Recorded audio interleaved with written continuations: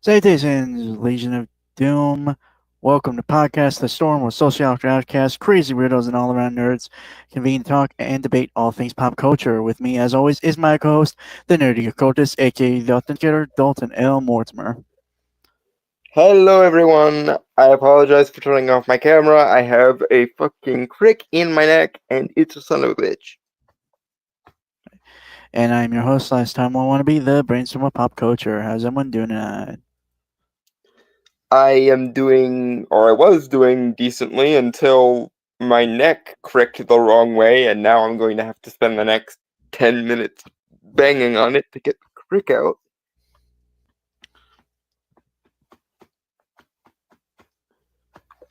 Oh, okay. That's better. I just turned my head. My neck doesn't cooperate with that. I normally have to literally whack on it with a hammer until it uncricks. My neck and back are just it's probably because of the way my disability works. Cerebral palsy causes your tendons and muscles to like freeze up randomly. Hence the need for the fucking railroad hammer that I keep around specifically for this purpose. Okay, that's weird. Still learning new things about you. There are 5 years of friendship. Or, no, 5 years. 5 years of friendship. I mean, the podcast has been going for 6 years, so I would hope that the first year or so of the show counts, unless I'm very bad at math. Sorry, I saw the intro. Like, I was clicking on the intro and I looked at the description and it said it was posted 5 years ago. So, Yeah, but that's because we went almost a year without an intro sequence. oh, You made that fiddling on the library computer with Premiere, remember? yeah, no, I remember that. I was just like, I could have sworn I did it like in like the half of the first year, but okay. Nope, it's definitely more than a year Dude, younger than the channel and show. hit the fuck up, please. Thank you. Love you, your friend. All right. You, okay, we've been doing this nonstop for 6 fucking years. Pardon me if shit starts to blend together. Point. I'm pretty good at remembering the first year because we were still using Google Hangouts back then. Oh, It was before YouTube fucking bitched out and left things to StreamYard. yeah. Uh, okay, dude, I have shit going on in basically every fucking day of my life. Okay, my memory Uh-huh. is terrible. Okay, as Hence if why I he keeps all of the ideas he has in notebook form. yeah, somehow I get fucking Nothing. Okay. Anyway, we now return to your regularly scheduled podcast of the storms and existential crisis. All right. Okay. So this is from originally Salon.com. Dalton sent this. Mhm. We were supposed to cover this last week or the week before. Didn't we get like halfway through it? Fuck. This is the Elon Musk one, right? I thought we got Yeah, like on Gamer. Fuck. I forgot. Fuck. Okay. and for those keeping score at home, that is Dalton's memory 2, Brainstormer's memory 0. You know what shit I go through on a fucking like I weekly basis? know. motherfucker? I wouldn't be a very good friend if I didn't slightly bust your balls on this. Just pointing that out. All right, okay. Give me. Okay. Give me 1 sec to figure out where we were. Okay.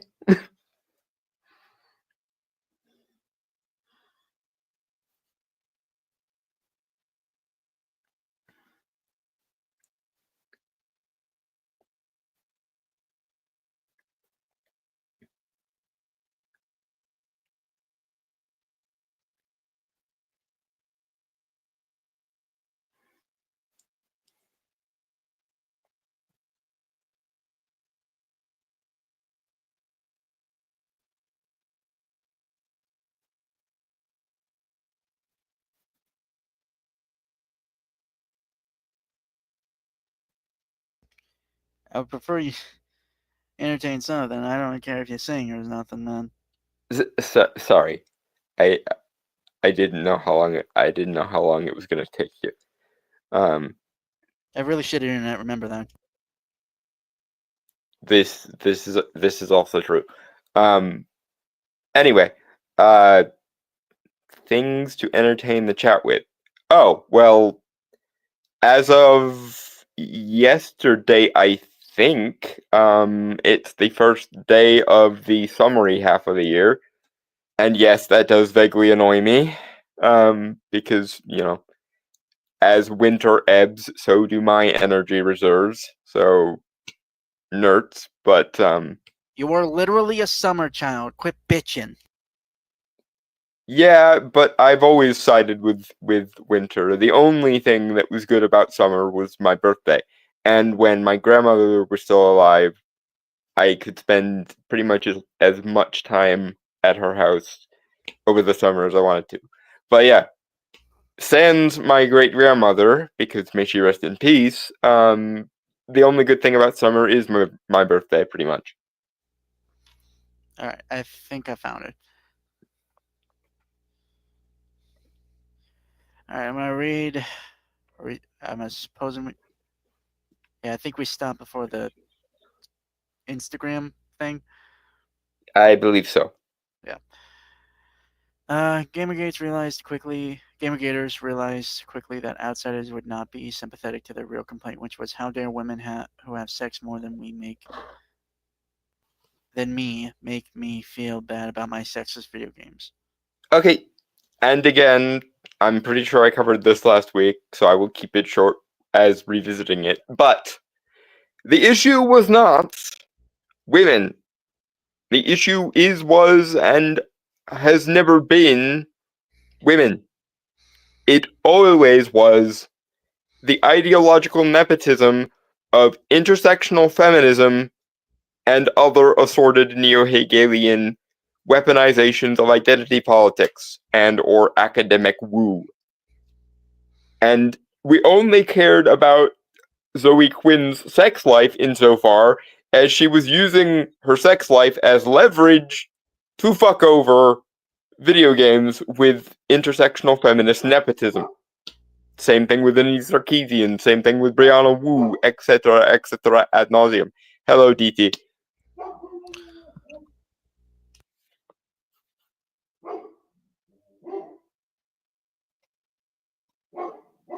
Oh, shit, mother. God damn it.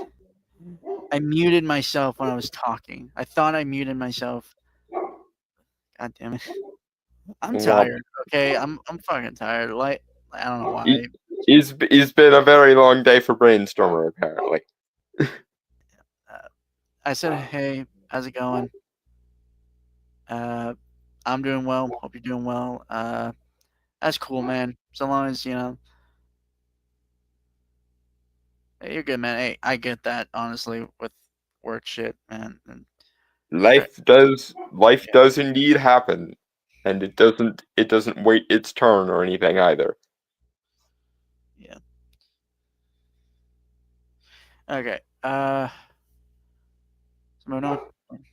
Yep. Okay. Moving forward. Instead, they invented a claim that female game developers were exchanging sex with male journalists for good reviews. It wasn't true, but ethics in journalism was credible sounding enough to trick gullible journalists into writing stories that cast Gamergate in a more sympathetic light than the misogynist witch hunt deserved. Fucking who are you referring to? Who in the mainstream media or any like media at all?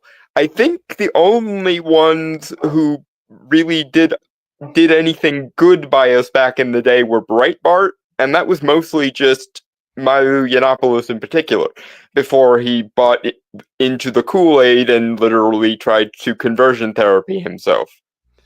But that's neither here nor there. It it did not work because conversion therapy never works any more than you can make someone heterosexual think that they are gay or bisexual or whatever else the fuck. The only thing that it appears to be able to do is confuse them just long enough to mutilate themselves as per the current trans kids phenomenon. Which I swear to God, give it 10 or 20 years, and we will be looking at the trans kid phenomena the same way we look at the child abuse of memory regression during the Satanic Panic. Assuming that the good guys do continue to broadly at least win in the interim. But frankly, I can't see a world in which they don't, because unless both sides are incredibly stupid and or the current villainous side finally gets their head screwed on straight and realizes how long they have been the baddies for, I suspect that the order will go Trump finishing out his term, 8 years of Vance, and then 8 years of either Tulsi or Rand Paul, depending on whoever J.D. Vance has as his running mate. Anyway, moving forward. All right. Musk and his Doge bros are using the same tactic now with false. I really read all this actually, didn't I? I Are using the same tactic now with false claims that their goal is saving money. This is absurd to anyone who looks no, even. you didn't read. You did. I don't remember you reading this part yet, so we are on relative track here. Okay. Unless they repeated it, I don't know. That Which sounds which does happen with these sorts of articles because they love to hear themselves soliloquize in text form. And yes, I am fully aware of the irony of me of all people saying that. But the difference is I know I'm being a quasi-intellectual ponce when I do it. These people seem to lack any sort of self-awareness regarding just how much stuck-off toffery they're doing here. But, I will continue to argue with people who are somehow even more intellectually arrogant than me, all the while they lack even less self-awareness than me. Lol. okay. Anyway, let me start over just so we have full context here. Musk and his Doge bros are using the same tactic now with false claims that their goal is saving money. This is absurd to anyone who looks even a millimeter below the surface, and not just because, sorry, because the touted savings are lies. Musk's decisions aren't informed by research and analysis. They're vindictive, erratic, and fueled by outright lies and racist grievances. Whatever targeting is going on is guided by Musk's desire to kneecap agencies that threaten to expose his corruption. But sorry, Finish, and then I will prefect to doubt all of this. But yeah, finish but first. but the parrot-like repetition about saving money is causing the press to amplify the lie with headlines that falsely describe Doge as a cost-cutting effort. Go ahead. No, actually, you are once again broadcasting from upside down land. They are actually trying to cripple bureaucracy and save money in the doing of it. And you are, and this is how I know you're in upside down land, because you people are describing someone external to a government coming in and auditing the bureaucracy of that government so as to shrink it, and doing so in the name of giving people more freedom from that bureaucracy. This is significant because you people generally, like the media generally, is referring to this as a kind of softcore fascism. And this is how I know you are coming at this from complete and utter upside down land. Because the definition of fascism, or at least the motto of fascism, as defined by Benito Mussolini and Giovanni Gentile, is nothing outside of the state, nothing against the state, all within the state, all for the state. And you will notice that getting someone outside the government to audit the government so as to cut through the bureaucracy of said government and give people freedom from the government overreach is pretty much the textual definition of the opposite of fascism. And yet you are defining it as fascism. Trump and Elon are, by and large, in favor of shrinking the spending by getting rid of all the useless, superfluous spending. You just can't understand that because that frames you as the bad guy. It frames anyone who would have a problem with auditing the government externally to the government and then acting on that information accordingly makes you sound like an utter tit for being against it. But I feel it's my duty to inform you from inside your bubble that you are, in fact, the baddies here. You are looking at someone doing the categorical opposite of fascism, and you are calling it fascism so as to demonize someone who is broadly populist and libertarian. Broadly being the operative word there, obviously, no one can be 100% ideologically pure because purity spiraling is utopian death cultism, but being that as it may, the people who are doing the thing that you are criticizing them for doing are actually trying to do the thing you are criticizing them for doing, and that's why you and your ilk are utter cunts for being against it. And by the way, before you go, Elon is overreaching his power, he wasn't elected, blah blah. One, Trump actually did run on creating Doge, and specifically hiring Elon to do it because Elon helped him campaign, so that is false by its very nature. But also, Doge functions as an advisory body, not a body of an institution with the power to actually carry out its dictums wholesale. Which means that all Elon and company can do is find things, then make people with the actual authority to do things aware of those things, and then provide a recommendation for what to do about them. The fact that Trump and Elon are such bros that usually when Elon brings these things to Trump's attention, he immediately, basically does exactly what Trump or what Elon and company suggested him doing, is merely because, one, they appear to be very, very close friends, or at least as close as two very strong and independent personalities can generally be with each other, and that Elon appears to understand his mandate well enough that he knows exactly what he wants, what Trump wants him to do, and that his recommendations are shaped accordingly because of that. meaning that Trump is more than happy to carry out most of Elon's recommendations because it's exactly what he fucking hired him and his cohort for. But you want to see this as authoritarian overreach because you can't conceive of a world in which you are the overbearing authoritarian moralistic one and people are being irreverent in your face as opposed to the face of the tradcons from yesteryear. And before we get further into this, let me just point this out.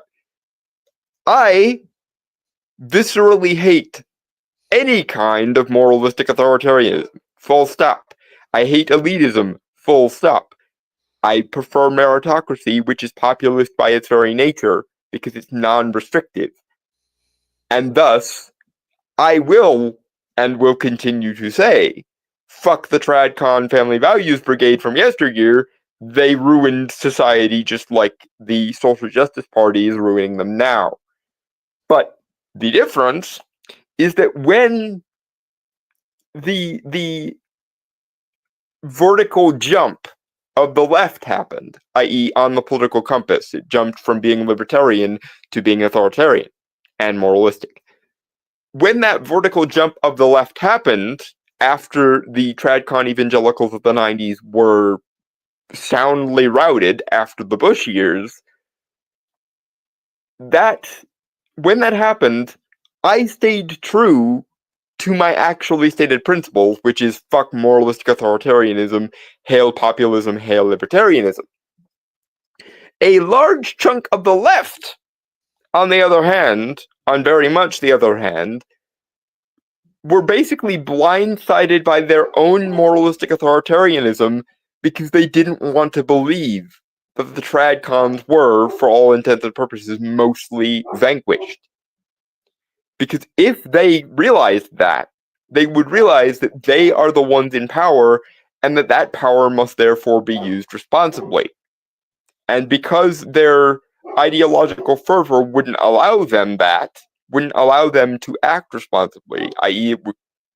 it amplified their purity spiraling rather than do that, they kept inventing more and more enemies for them to vanquish out of thin fucking air, strawmanning everyone who disagrees with them in the process and demonizing them accordingly. So it doesn't matter that Gamergate were not misogynist. They were anti-feminist for the most part, and even then, there were feminists like I think it's Liana Kersner, who was the anti-Anita, like, feminist type, or Christina Hoff Sommers, the quote-unquote factual feminist, etc. There were even, like, atypical feminists who were, broadly speaking, on side of Gamergate, and yet you can't conceive that there were women and gay people and people of all races on side of Gamergate, and Gamergate was, by and large, at least at the time, a center-left movement. A lot of the players in Gamergate became more right-wing after Gamergate because people strawmanned them as authoritarian tradcons so much and so virulently in defiance of all the available evidence that eventually a couple of them got punch drunk enough that being right-wing and tradcon actually started to sound reasonable. Because if you're going to call me the devil anyway, I might as well put on the horns, so to speak. Not all of us did that. I am still a Bernie Sanders circa 2016 era lefty, but quite a lot of the other major... Let me be clear. I was on, at best, the periphery of Gamergate. I was never a major player in that. I was a slightly larger player in the pond known as Comicsgate, and also, to some degree, the Phantom Menace. But I was definitely a supporter of Gamergate, and was around long enough to be familiar with the players in the game.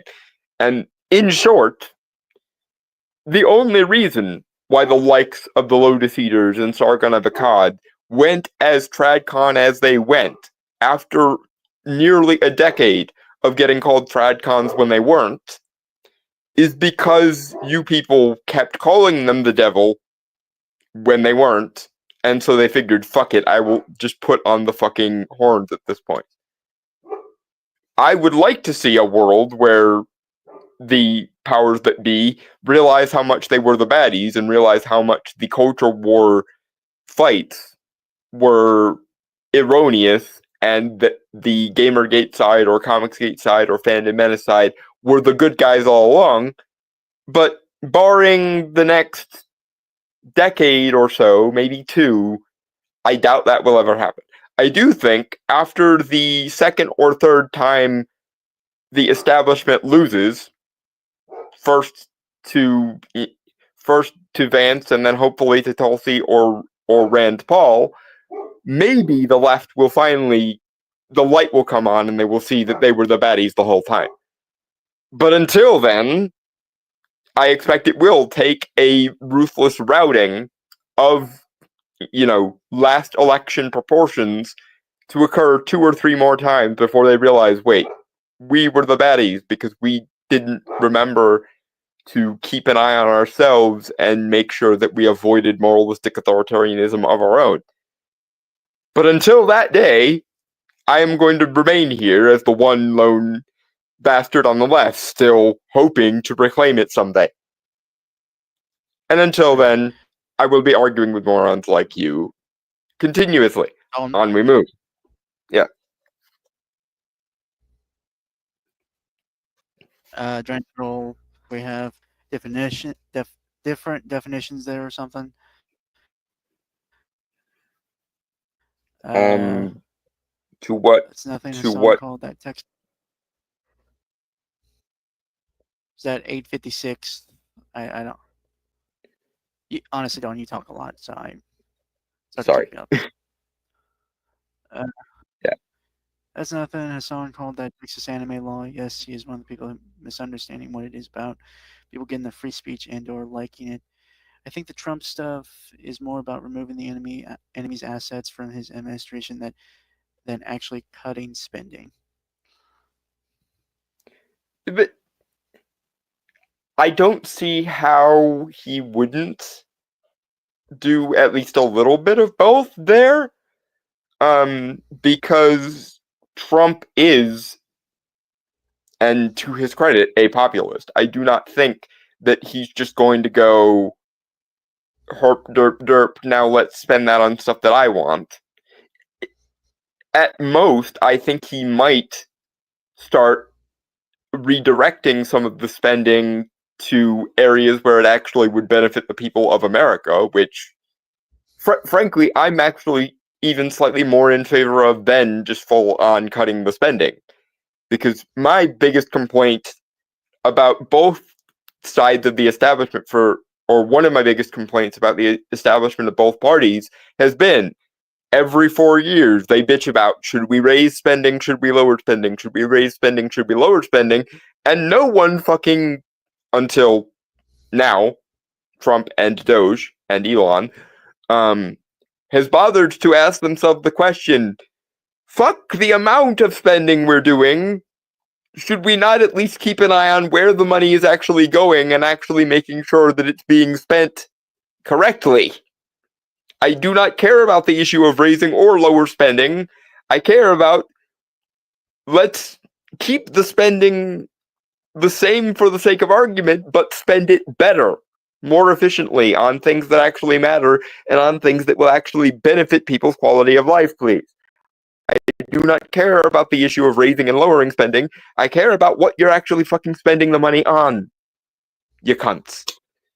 And fortunately, someone finally said, wait, before we answer the question of how much money we should be spending or not spending, can we actually pay attention to what we spend it on in the fucking first place, please? This shouldn't have taken the best part of 30 years, but it apparently has. I don't know why I'm the only person going, you guys do know that, raising or lowering spending is utterly immaterial so long as we don't pay any fucking attention to what we actually spend, what money we do spend on what we spend it on. Anyway, moving on. The text of these articles often debunks the talking point by pointing out that most numbers are made up. Most people don't read articles. All they get is a vague sense this is a cost-cutting effort, and don't realize that actually it's a fascist culture war dressed up in efficiency costumes.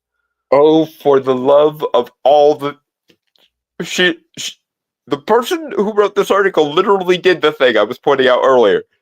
You are calling someone who is not a part of the government being able to audit the government and its bureaucracy so as to reduce the scale of said bureaucracy and thus free people from the jurisdiction of the government.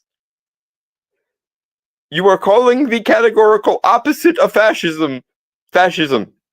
And by the way, no, those numbers are not made up. They are as they are being reported. And I know because the most you can do is reframe the data. You cannot deny or dispute the data. The best you can do is reframe the data. And as I have pointed out many times throughout this article and so very many others, your framework is fucking the problem. Your ideological and moralistic woo that prevents you from seeing that you are literally calling black white and white black is the problem. And the second you realize that your foundational premises are wrong in the fucking first place, we might actually start making a headway back to the left being the party of liberty and populism again, and the right hopefully staying on a slightly different vector of the same 2 points, but I'm not optimistic enough to think that the tradcon evangelical family valuesism isn't going to eventually actually make a meaningful comeback. I just hope it will be sometime in the 2040s or 2050s, and we'll have the data of both the previous 2 times to hit back with. I hope. But that might be me being optimistic. My current theory is that we are currently in the 21st century's equivalent of the 70s, and that the 2030s will be the equivalent of the 80s again, and that the 2040s will finally be back in my much vaunted 90s, culturally speaking. But barring that theory and conjecture of mine, at most you can say right now is your framework says something else. But as I have said many times over, the issue of you having a framework isn't even the issue. The issue is that you are so convinced that your framework is the one true God, derp, that you cannot understand the way your enemies, or even people neutral to you, think. You can't conceive of such people. You can't conceive of any situation where you are being the authoritarian, censorious one, and they are being freedom fighters in opposition to you. And that is why you guys have been wrong since 2013 at the latest. And I say at the latest because the likes of Yvette Falarca and Chance the Driver started showing up in Portland around 2009 or so, in things like BAM and so forth. So, 2013 at the latest, you guys have gotten everything wrong because you would rather believe that there is a secret white supremacist cabal of tradcons hiding in the wings than believe that you could ever be the moralistic, authoritarian, or censorious ones, and that therefore people who are still in favor of liberty and populism are rightfully in opposition to you. But it is so, and you've been wrong for at least 12 years now. At least. Moving on. Doge needs to be understood not just as a small group of people trying to destroy the federal government from the inside, but as a larger social movement that lives primarily on X, formerly Twitter, and is driven by Musk's cult of personality. The sea of brain. Hold on. The sea of donkeys screaming for the heads of federal workers on X is gross, but it does generate the energy and sense of momentum necessary for Musk's activities. The clamor is especially helpful in silencing Republicans in Congress who might otherwise object to the economic threat from mass firings and defundings in their communities. Okay. Um, I just want a moment to crystallize and savor the irony of this. The person who wrote an article about how evil Gamergate is in 2020 fucking 5 is at this very moment calling for an end of the Twitter mob. You know, that Twitter mob that you used to make the likes of the likes of Milo Yiannopoulos, Carl Benjamin, aka Sargon of Akkad, Academic Agent, Thunderfoot, back when Thunderfoot was still sane, etc. You guys, you people now, you people who still think that Gamergate is the devil in 2020 fucking 5 are coming out against the existence of the Twitter mob. Do you not see how fucking hypocritical and stupid you sound when you do that? Because for the longest time, the Twitter mob was at the exclusive beck and call of people like Anita Sarkeesian, Brianna Wu, and Zoe Quinn. And only now that someone who has the audacity to be irreverent in the face of your moral authority has found their way to the top of the Twitter hill, are you going to ban anyone from utilizing the Twitter hill as a tactical position? Yeah, no, you can fuck right off. I've spent the last 12 years being told that I wasn't really gay because I had internalized homophobia, and that I wasn't really disabled because I had internalized ableism, and that I wasn't really a religious minority because I had internalized Abrahamism or whatever the fuck by the Twitter mob. And now that we have the tools of Twitter, and we're not even using them to demonize you in the same way you demonized us, we're just kicking you the fuck out without, like, moral fervor attached for the most part. Now you are bitching at someone else's use of the Twitter mob, when it's not even as severe as your uses of the Twitter mob have been.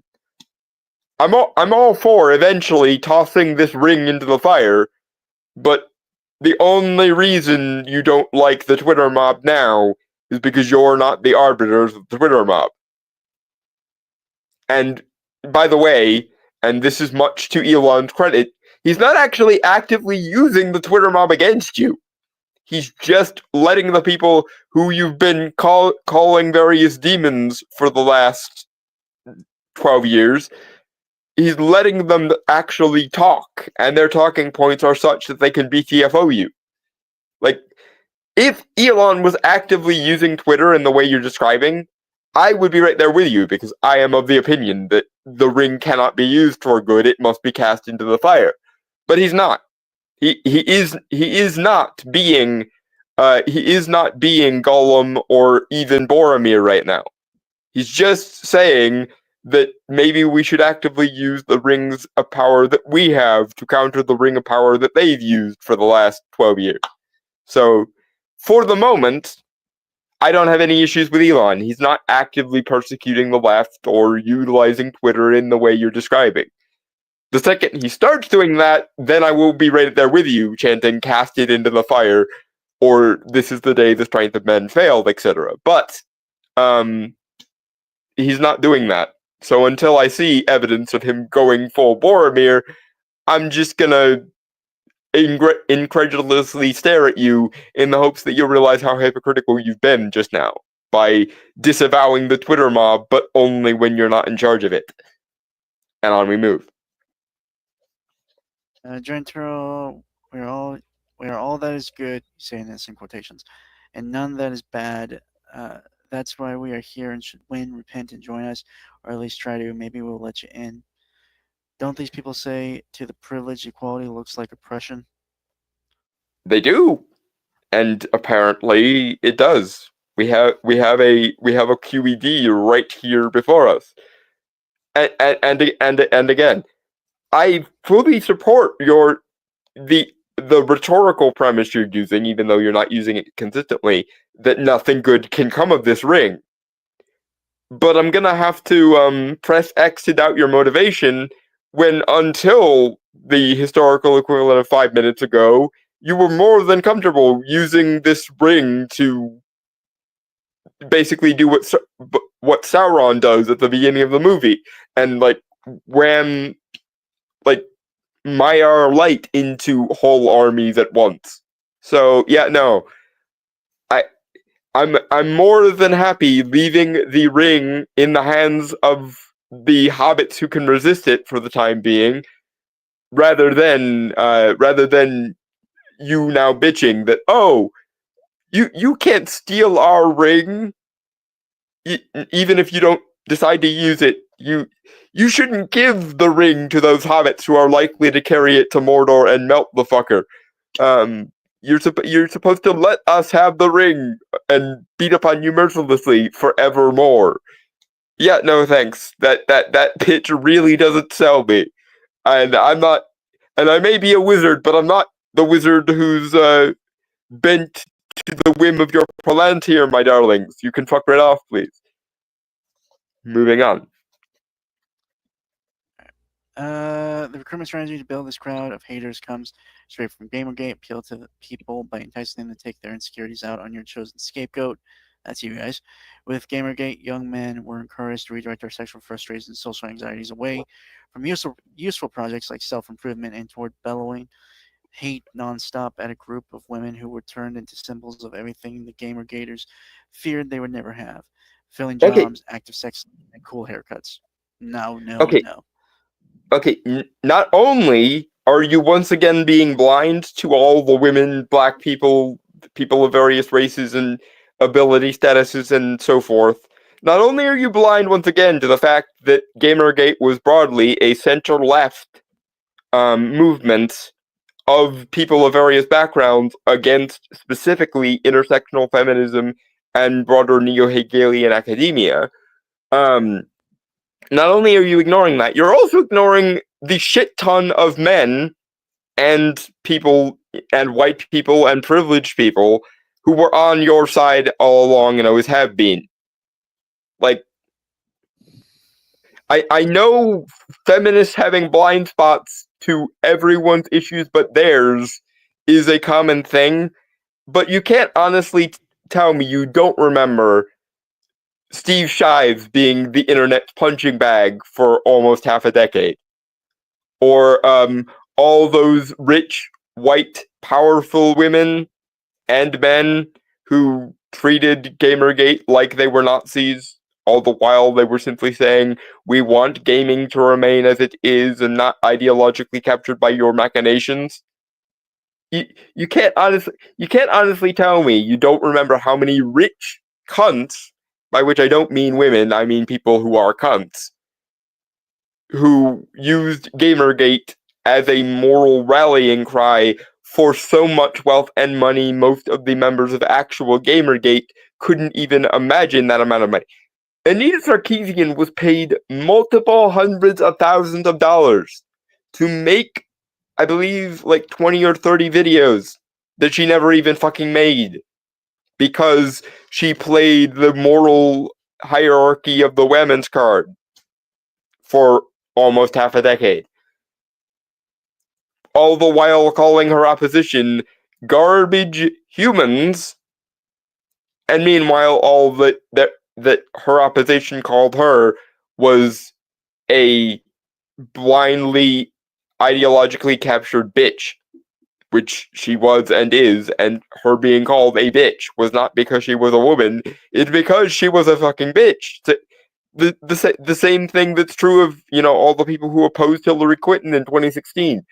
You don't have to hate all women or even women as a general rule to hate that woman. This is also true of Brianna Wu and Zoe Quinn. You don't have to hate women.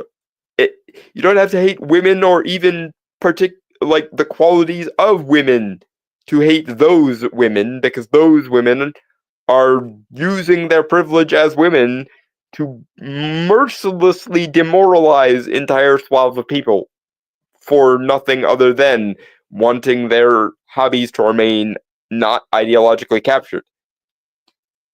Moving on. Alright, internal insert doom quote here. When I'm weak, I appeal to your morality, but when I'm strong, I appeal to mine. Yeah, yep. And again, I'm speaking as a lefty here, but it is stunning to me, as the aforementioned lefty, to know how many people were not being honest with themselves or others when they were in favor of free speech and populism in the 90s. Some of us actually meant it when we said we literally just want to be accepted as ordinary people for the most part, vis-a-vis our various identities. And that we actually meant it when we said, I oppose all moralistic authoritarianism, even on my own side. But I actually have 12 years worth of receipts on this. I have been consistent on this principle from day fucking one. I meant it when I said that I am in favor of populism and libertarianism and against moralistic authoritarianism of any kind, even my own. And I will maintain that principle until my dying breath, and for a considerably long time after, assuming there is an afterlife in which I can serve my queen effectively. But that's neither here nor there. I actually have the receipts on this. I didn't like the family values tradcons, and I don't like the social justice left either. Nor do I like pretty much anything that has been born of Hegel and Rousseau, because everything that has been born of Hegel and Rousseau has resulted in oceans of blood being spilt every single fucking time it's employed, and the ruination of art and value, which I frankly oppose even more than bloodshed. Everything neo-Hegelianism touches, or Rousseau-style liberalism touches, especially if they're working in unison, has resulted in decay, death, and blood every single fucking time in the last 200 years.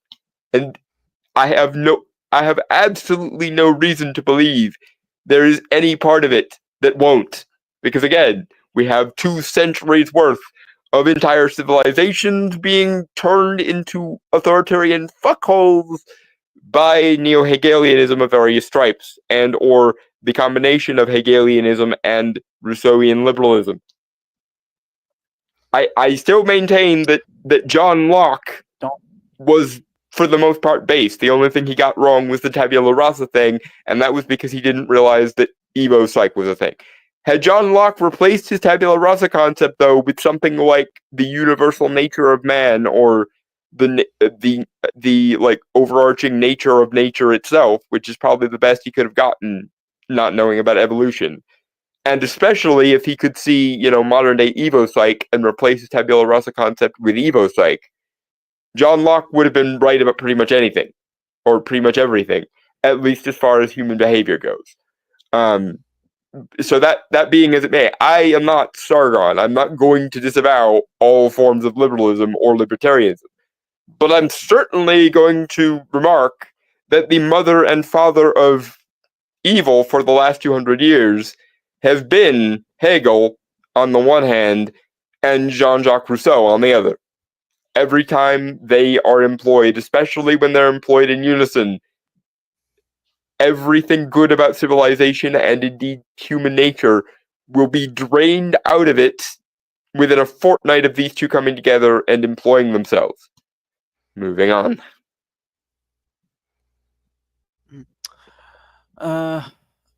Same thing is happening with Doge, except the scapegoat is no longer hip young feminists.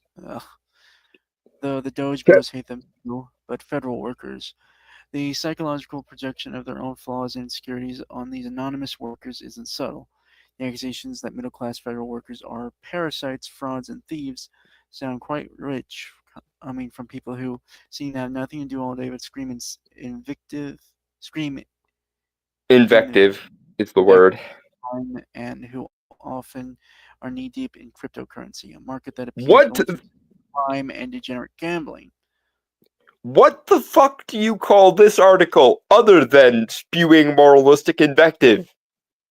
yet again, we have a situation where you are doing the opposite of the thing you are saying and complaining that other people are doing the opposite of the things they are doing because you are frankly in Bizarro World, or as Dr. Random McCam likes to call it, Upside Down Land. I prefer Upside Down Land better. It's slightly better rhetoric than referencing Bizarro World, because Bizarro hasn't even been that version of Bizarro for the last 50 years. But that's neither here nor there. You are in Upside Down Land. You are calling the definitional opposite of fascism, and you are calling people being irreverent to your moral order moralistic authoritarianism. It's actually slightly harder to get the answer wrong every single time. But you guys are so fucked in the head by neo-Hegelianism of various stripes that you are literally hitting the opposite of the correct note on every note. This is like musically impossible, or like terminologically impossible. It's easier to do the fucking A Million Monkeys will eventually write the great American novel thing than it is to literally have them get the opposite of the great American novel at every interval. But you guys managed to do it because you are completely and utterly upside fucking down and inside fucking out. Moving on.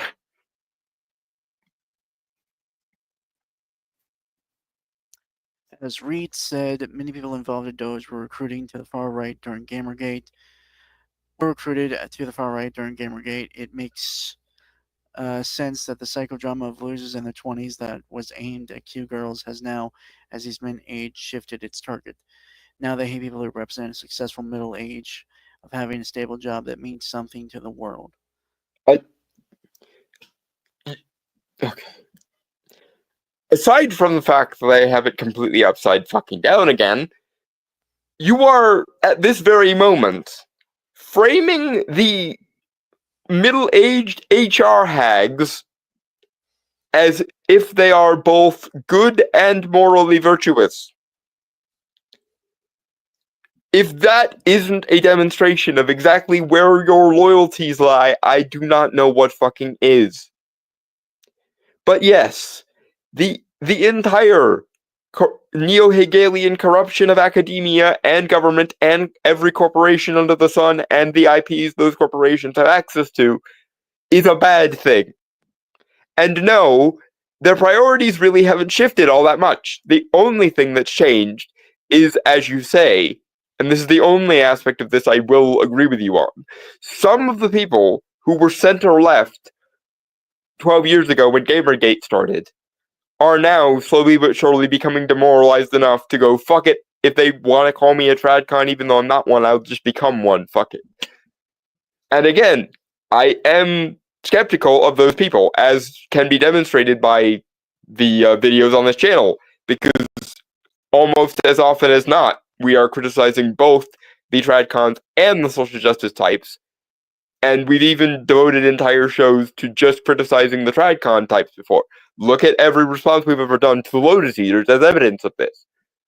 But my issue with this is they are, and usually, like, explicitly, going the Boromir route of, fuck letting this ring be used against us, we should use it for ourselves.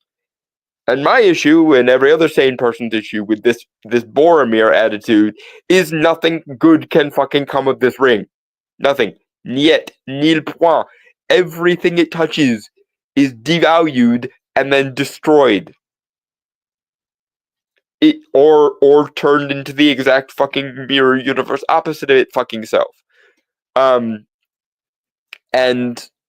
I would prefer if nobody had this fucking ring. But that doesn't mean that I'm just going to argue with the people trying to take the ring away from Sauron in the hopes that we can get it destroyed. I will, kill Boromir as and when I have to get this fucking ring destroyed, which is why I still oppose the Tradcons, even in the day and age when they have very little power at all. But for the time being, I am going to join arms with them so that we can at least get the ring away from Sauron in the hopes that I can then kill all the Boromirs and throw the ring into the fucking fire as it should be thrown. I'm sitting here like motherfucking Elrond, begging Isildur to first get the ring away from Sauron and then destroy it rather than using it for himself. I'm back. Hello? Yeah, we can hear you.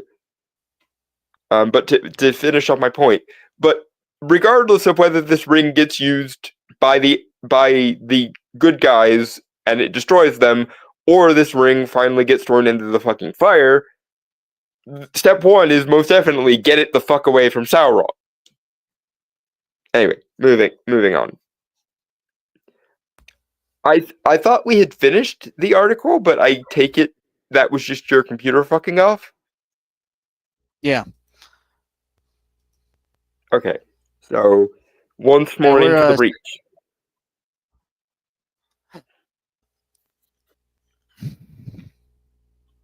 Chants are nothing new, but one way Gamergate innovated is by gamifying abuse and harassment.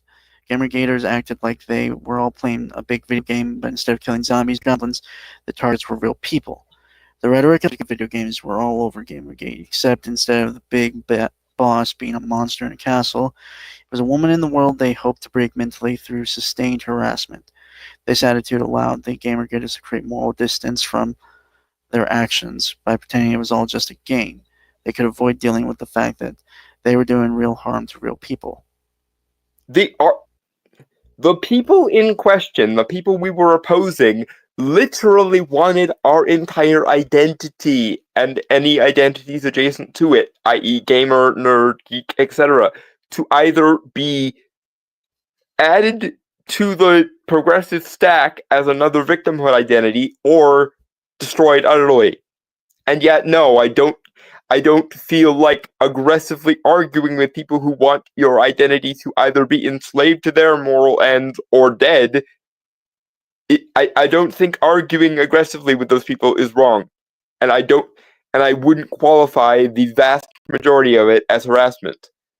If there was any harassment, it was a vanishingly small minority of the people involved. And it only got that severe because people would make comments on, say, Anita Sarkeesian's videos, pointing out at length why this was complete bullshit and why intersectional feminism shouldn't be allowed to gain moral fiat over gaming and every other IP in the fucking universe. Those people got yeeted and then demonized and then deleted and then God knows what else. The games journalist who Zoe Quinn nepotistically fucked around with, literally fucked around with, mind you, ended up killing himself because she demonized him so badly. So yeah, no, I will not extend the won't somebody please think of the women's motif to HR harridans of various stripes who actively wanted to make geekdom in general and gaming in particular either a subservient victimhood identity like all the other identities in the progressive stack or a non-existent thing and call it toxic when people care more about things like in-universe logic, characterization, and world building than they do about morality and or politics. Which, yeah, no, you can fuck right off with this themes are everything in universe logic is nothing attitude. This is exactly the thing we were fighting against, and I will continue to fight against it on every vector, which, yes, does mean, like I said earlier, opposing the Jungian branded tradcons too. Themes and politics and morality and interpretivism and every other fucking abstraction you want to layer on top of art was and always shall be, in my fucking opinion, less important than in-universe logic, characterization, world building, etc. I don't care how many archetypes is in a thing, Jung, and I don't care how many themes are in a thing, postmodernists. Those things are at best tertiary to whether the thing in question is any fucking good. and works on its own fucking merits. And we have let these termites dine on our academic and intellectual milieu so thoroughly that people will, without a shred of irony in their hearts or eyes, call you media illiterate for caring about things like in-universe logic and world building instead of themes and archetypes. And I will, until my dying breath, fight against that bullshit as much as I can feasibly do so. Moving on. Alright, sorry. Back is sore. Yep. As we just covered, I also was having that tonight. I don't know if it's it's probably just a coincidence, honestly. But your neck was sore, my back. mm-hmm.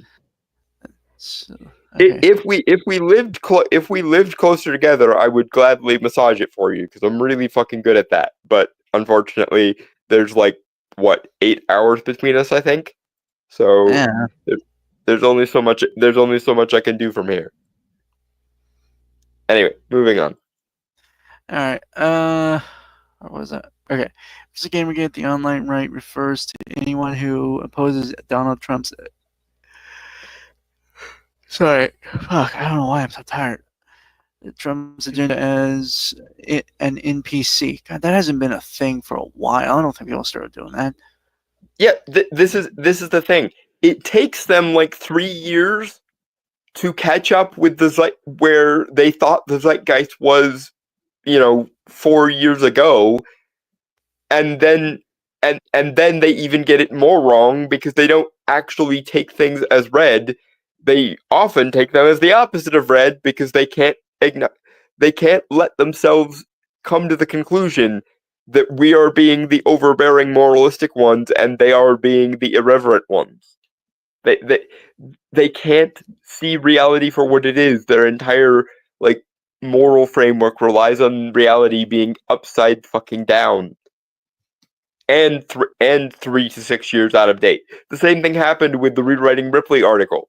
When that article was written in 2019, I think, it was like 6 or 7 years out of date already and completely ideologically warped on top of being completely fucking out of date. I'm curious if they'll ever be able to look back and actually get the answer right by acknowledging that they were in fact the baddies, at least some of the time. But I wouldn't hold my breath.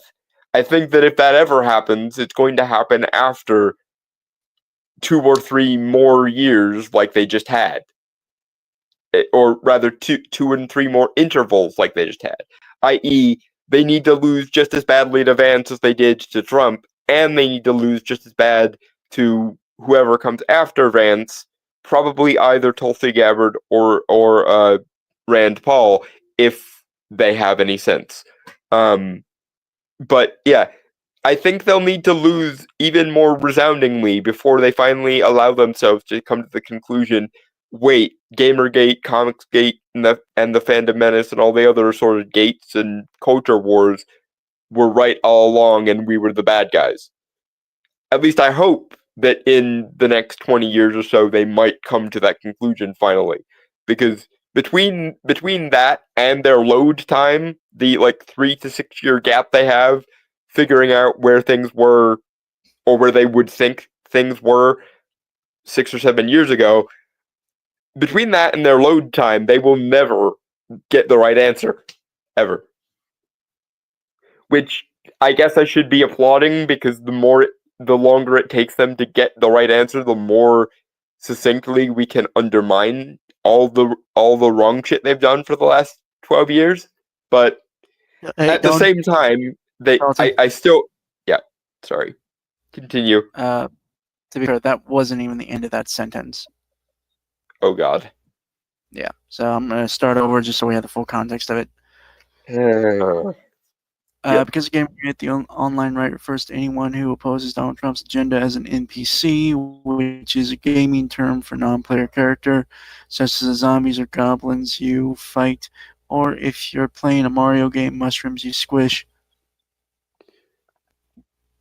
You know, you could solve that by having this thing we call an independent thought every once in a fucking while.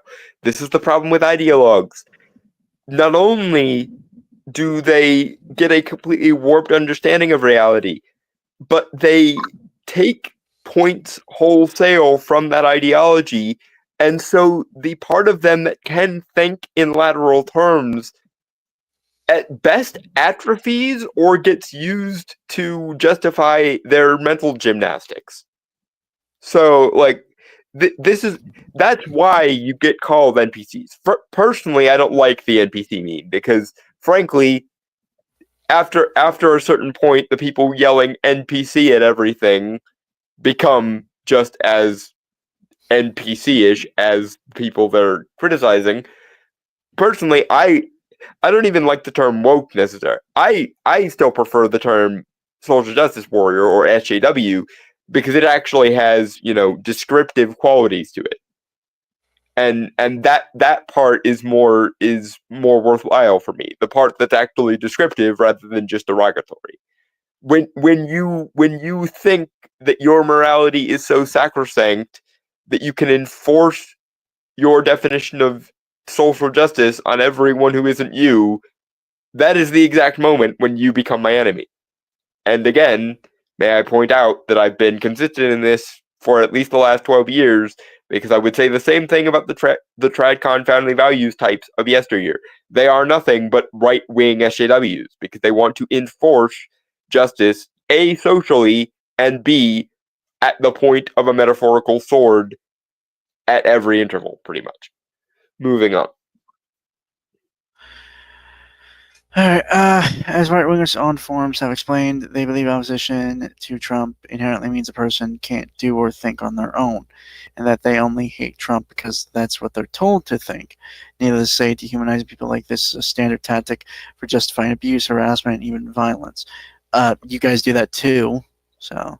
Yeah, shall we review all of the Antifa mobs who chant liberals get the bullet too and beat the fuck out of Asian gay people like Andy Ngo for the simple crime of, reporting on their actions accurately? But yeah, we don't, or again, I just want to point this out. I have issues with Trump too. I do, because I am a 2016 Bernie Sanders era lefty. But here's the thing. We don't criticize you for having issues with Trump. We criticize you for the way in which you oppose him and the reasons you oppose him. I.e., when you call him a fascist, a Nazi, any other authoritarian word you can get away with. That is when you typically start getting called an NPC by the people who are inclined to call you that. Because the things that you think Trump is bear no resemblance to logic or reality. He is not a fascist. He is not a white supremacist. He is not a racist. He is not a misogynist. He is not any of those morally charged buzzwords that you've been using for the last decade.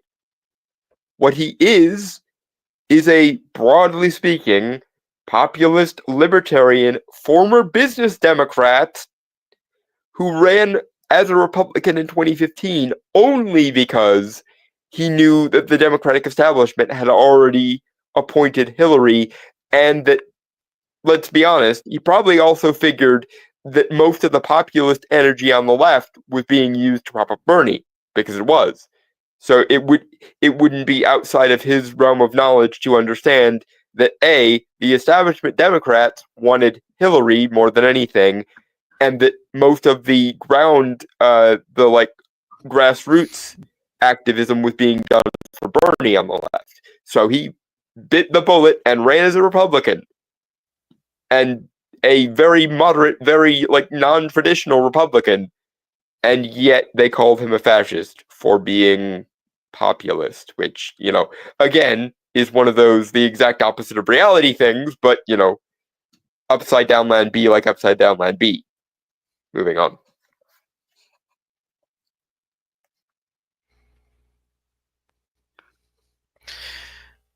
Uh, all right. All right. Musk is a big fan of calling anyone he disagrees with an NPC, such as in 2022 when he mocked opponents of Russia's invasion of Ukraine with the insult. I support the current thing. Image right there. And again, it's not people in general who get that treatment. It's people who buy into ideological framing wholesale and don't engage in independent reasoning. That is the NPC part of the scenario. That the I support the current thing attitude is phrased exactly that way because these people get their talking points from the most hysterical and moralistic parts of the mainstream media and adopt them wholesale with zero deviation except for doubling down where the mainstream media is moderated. And that is why those sorts of insults get used.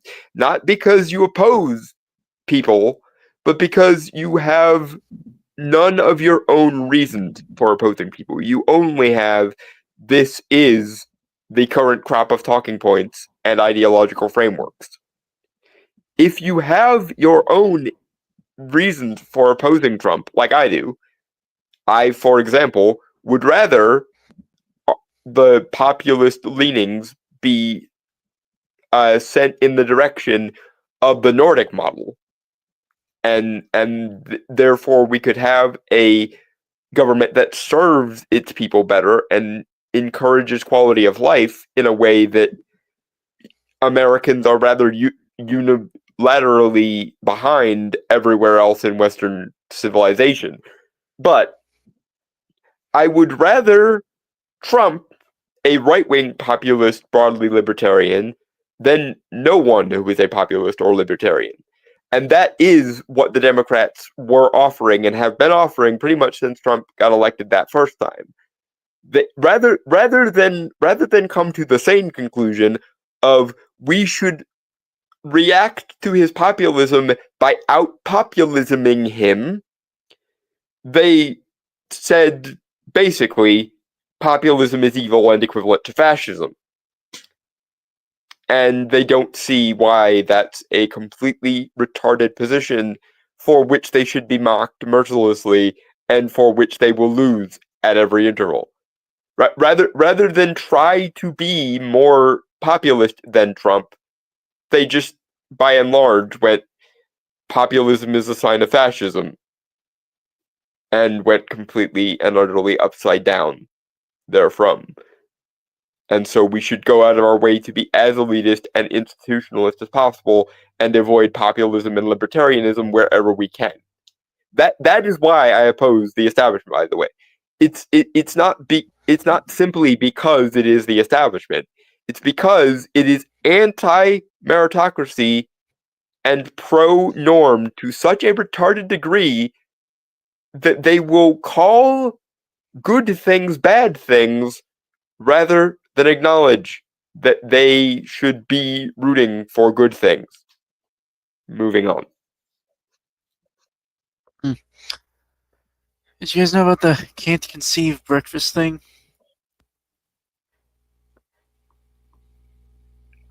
Stranger last. I don't know what that is. I am also out of the loop on this. What the hell is that? All right. Moving forward. As Paul Waldman wrote in his newsletter last week, this logic allows Musk to tell himself and his followers that the suffering he brings down on NPCs is meaningless because to him our lives are without real meaning. Fire thousands of federal workers, cut off federal services. Who cares? Those people don't matter. I hate to once again hold up the mirror. Actually, no, I don't. Fuck that. I enjoy holding up the mirror as and when it's necessary. But y'all very much were in the camp of liberals get the bullet too, and get the fuck off our streets, and bash the fash, etc. So who exactly demonizes whom now? Because the best like the worst you can get away with calling Elon accurately is condescending and referring to you as morons. We haven't, for the most part, barring like severely extreme examples, to the best of my knowledge, actively, like physically and psychologically assaulted people that we disagree with. Like, unless those people were, you know, leveling weapons at us. Because, you know, some of us believe in the quaint old fashioned notion that political violence is bad no matter who's doing it, and therefore there is no ideological rationale that can justify unprompted political violence. And I would point out again, you guys, the people, you people who think that you are in favor of gay people's rights and people of various races' rights and every other fucking thing, you people beat Andy Ngo, a gay Asian dude, a short gay Asian dude, within an inch of his life with bike locks twice. All the while claiming bash the fash and the liberals get the bullet too. So, yeah, no, I'm gonna have to call bullshit on this. I do not care about the opinions of people who will put people in critical condition with bike locks over their heads multiple times, all the while claiming to be in favor of those identity categories. Because, and again, this is a way in which you are unilaterally worse than your opposition here. You will unironically accuse people of the demographics you claim to speak with or on the behalf of Stockholm syndrome, more or less, with things like internalized self-hatred, rather than believe that academia and institutions have ever gotten a damn thing wrong ever. And yeah, but moving on. It's basically people who you could ask, how would you feel if you didn't eat breakfast yesterday, and they unironically say something like, but I had breakfast yesterday. They can't handle hypotheticals. Also, sort of related to that idea, some people can't see things in their heads. Some can't talk in their heads. So some can do both. Whereas some can't do either. So unless they talk or write to themselves a lot, they could be actual NPCs who don't think for themselves, just going through life on autopilot and subconsciously going with the popular flow of things. That may be true, DT, but I would rather give people the benefit of the doubt, because assuming someone you are arguing with is incapable of those two things is the definition of a slippery slope. So I will continue to operate as though the people who I argue with have some capacity, however diminished, to understand my argument. Even if it causes me to have to bash my head into a wall multiple times when I try to universalize a principle and they can't see how that is applicable.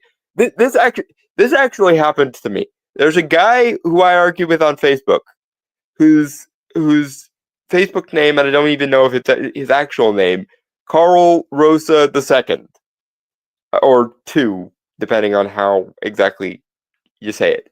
But that being as it may, he posted one of those why are fans of The Boys liking Homelander now that we've turned Homelander into a Trump allegory articles. I think one we actually covered on this show before. And I tried to explain to him how both sides have the occasional ability to empathize with villains, and that we shouldn't like make moral judgments based on the characters that the villain characters people are supposed to identify with.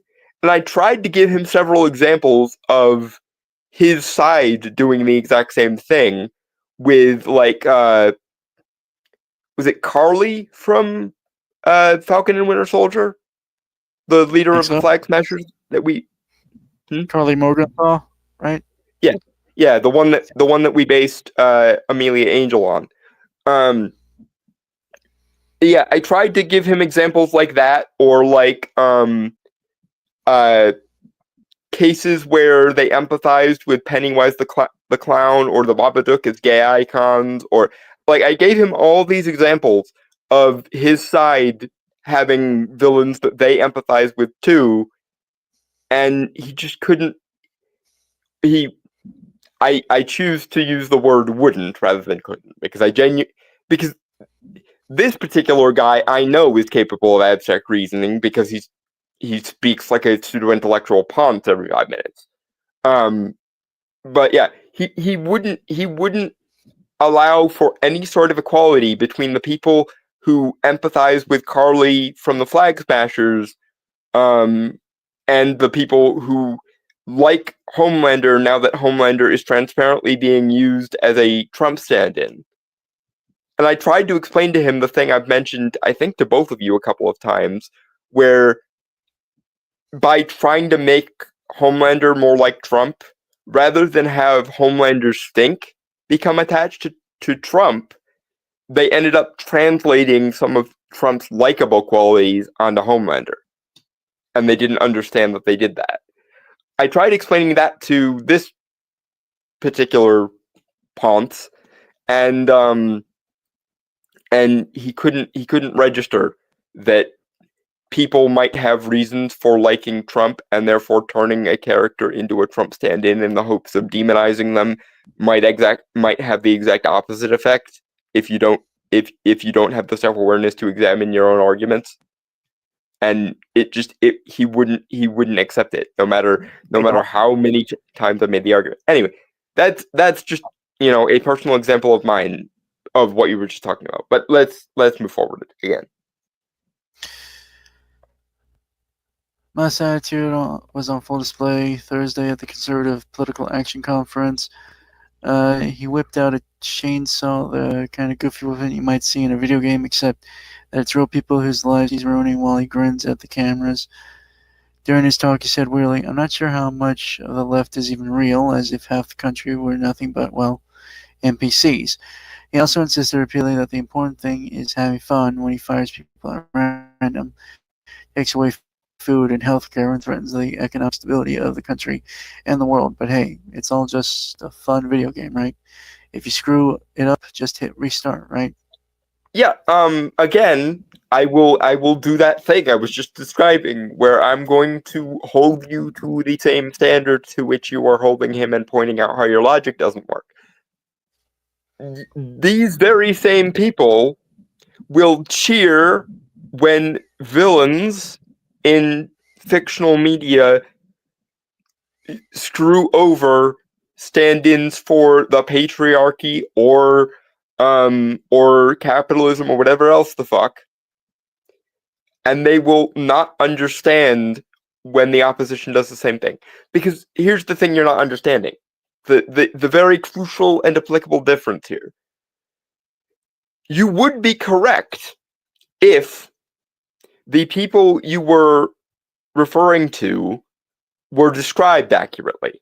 I.e., if Trump actually was this pseudo-fascist, white supremacist tradcon type, then I would be standing right there with you. But what's actually happening is the libertarian part of the right wing, the populist part of the right wing, is the one currently in the majority of its ascendancy. And they are opposing your authoritarian moralism, and because your ideology appears to think of meritocracy as a fictional thing rather than a thing that actually exists. You people are both being moralistically authoritarian evil cunts and bad at your jobs, which is the more important of those two things, by the way. I don't care how evil someone is. If they're good at their job, they should keep their fucking job unless they do something that's actually illegal, in which case, of course, try them in a court and have them thrown in jail by that metric.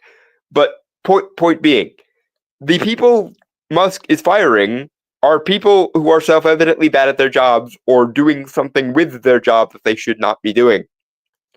And frequently also ideologically captured. So, no. What you are claiming is authoritarianism is actually just someone being irreverent in the face of your moral legitimacy, abstract authority, etc. And this is where your blind spot is, I think. You can't see that the political compass has 4 quadrants. Just for the sake of rhetoric and preciseness, I am going to now list the 4 corners of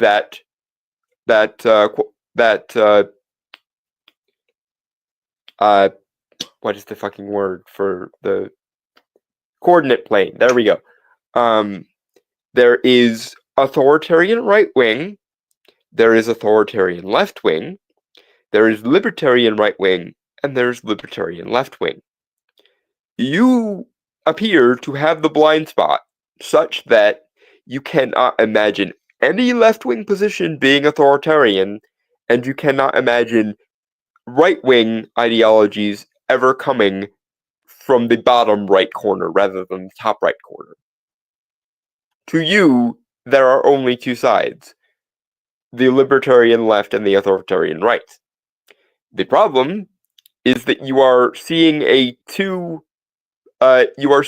a number line where there is in fact a coordinate plane, i.e., you have completely ignored the existence of the bottom right and the top left. And you have been consistent in this ignorance for at least 12 years. And all Gamergate tried to do, usually from a left-wing perspective, mind you, because Gamergate was by and large a center-left movement, was remind you that the top half of the left wing and the bottom half of the right wing exist. But you kept insisting that these things not only don't exist, but could not philosophically exist. And so you fucked yourself over and over again. So now the libertarian right-wingers are coming for the authoritarian left-wingers in the name of balance and irreverence, and you can't imagine you ever being the bad guy who could deserve irreverent behavior being done to them. Moving on. It's so depressing, but there is some hope to hang on to. It's important to understand that Gamergate failed. Thousands of people, mostly men, spent inordinate amounts of time screaming invective, whatever, online at feminists, but ultimately they accomplished nothing. They didn't make feminism go away, that's for sure. They didn't even make video games less woke, which is why they're still whining about it now. All they did was turn themselves into worse people. Telling yourself that other people are NPCs is a self-soothing lie, but it doesn't make it so. Other people have brains and can see this vile behavior for what it is. But again, your side is the side of bash the fashion liberals get the bullet too, so I don't fucking care. And more importantly, no, Gamergate and Comicsgate and all the other sorted gates didn't fail. It just took them longer to succeed than we would have liked. But that's not because we were ineffective, it's because y'all had, for the most part, already done your long march through the institutions, so it took 12 years for us to make meaningful headway. And now we've started actually making meaningful headway in the other direction. In this case, the perpendicular direction. We were, for the last 12 years, in an authoritarian right-wing society, an authoritarian left-wing society, and now the political compass is being dragged perpendicularly to the bottom right. I would have preferred if the left could have policed its own, and people like Sargon and Academic Agent would still be classical liberals if y'all hadn't been cunts to them for more than a decade. But unfortunately, that is the only way in which Gamergate, Comicsgate, etc. did fail.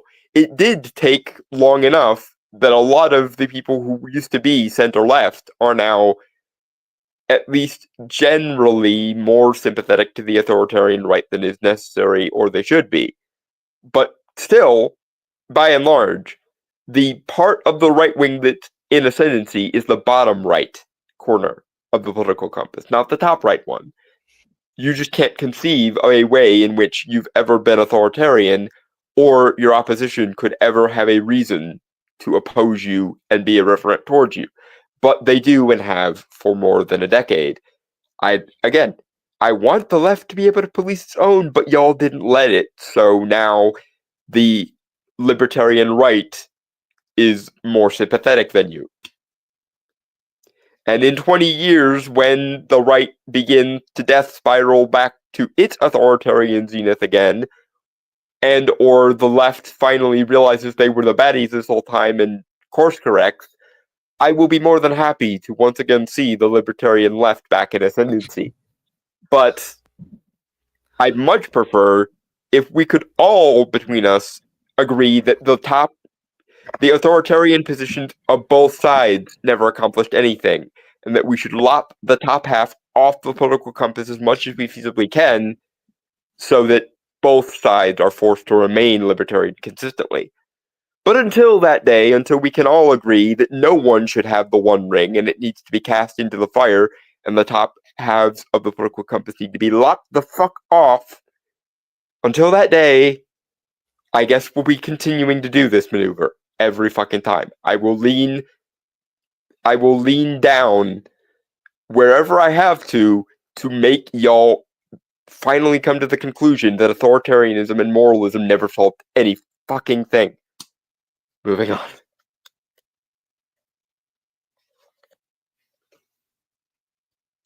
All right.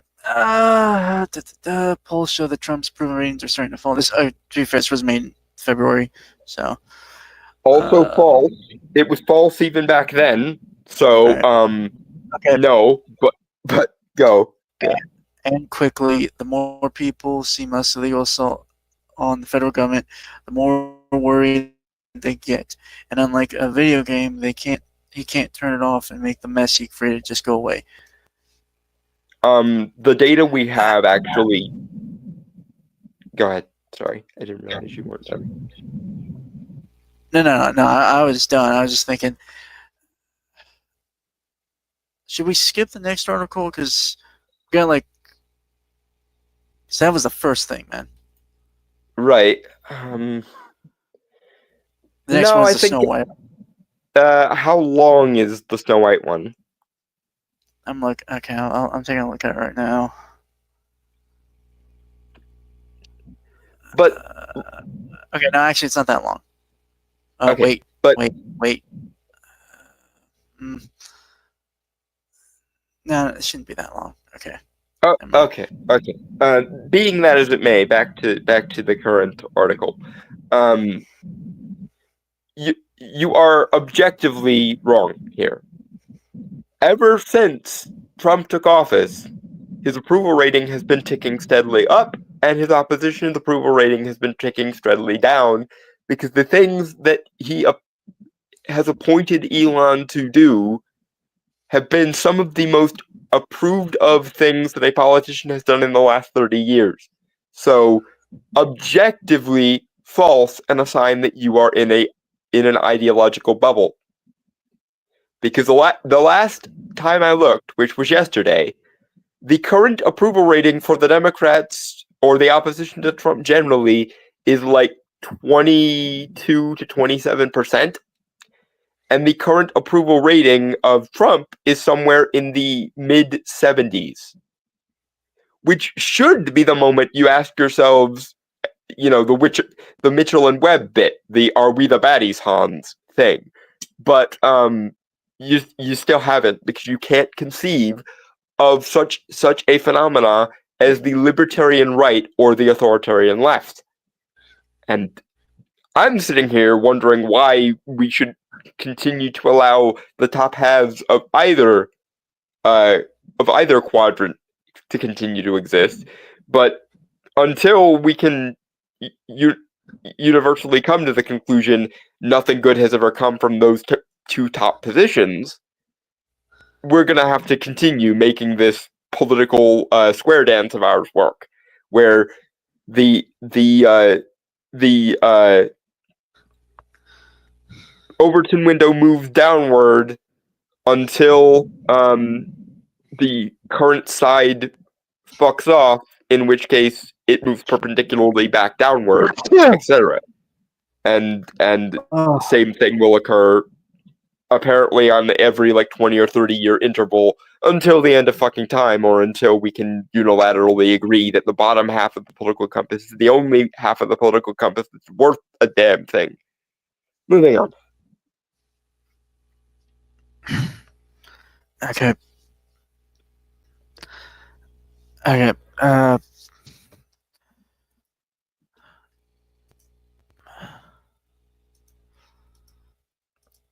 It's originally from the HollywoodReporter.com. Inside Disney Snow White Troubles. And to get this over with, it's written by James Hibberd and Pamela McClintock. Published March 12th, 2025. All right. Disney's live-action Snow White reboot, starring Rachel Zegler and Gal Gadot, seemed like a can't-miss project 5 years ago, but have some PR missteps combined with anti-woke outrage, turning marketing the film into a. But have some PR missteps combined with anti-woke outrage, turned marketing the film into a poisoned apple. It didn't even seem like a good idea back then. I know, because me and my friend Eglantine actually covered it when it was first announced, and we both just sort of looked at each other and went, they're casting a Latina who looks very much like AOC as Snow White. And again, not to be racist or anything, but the clue is in the fucking name. It should do what it says on the tin. And, beauty is very much a very important aspect of Snow White mechanically as well. So why are you having Gal Gadot, one of the most beautiful actresses currently alive, playing the evil queen, and you're having a Latina who, again, looks very much like AOC and is therefore not traditionally aesthetically pleasing, play Snow White at all?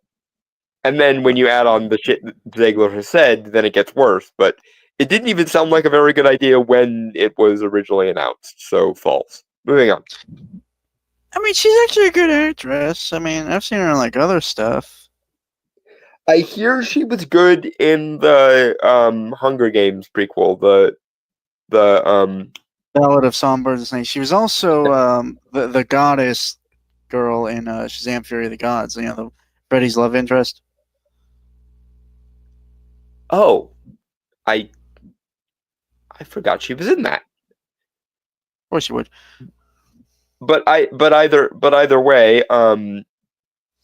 yeah, no, this didn't sound like a very good idea to begin with. And I'm not even saying that Rachel Zegler is a bad actress. I'm just saying that in this one particular case, and again, fuck white supremacy utterly, but in this one particular case, it's the clue is in the name, guys. Moving on.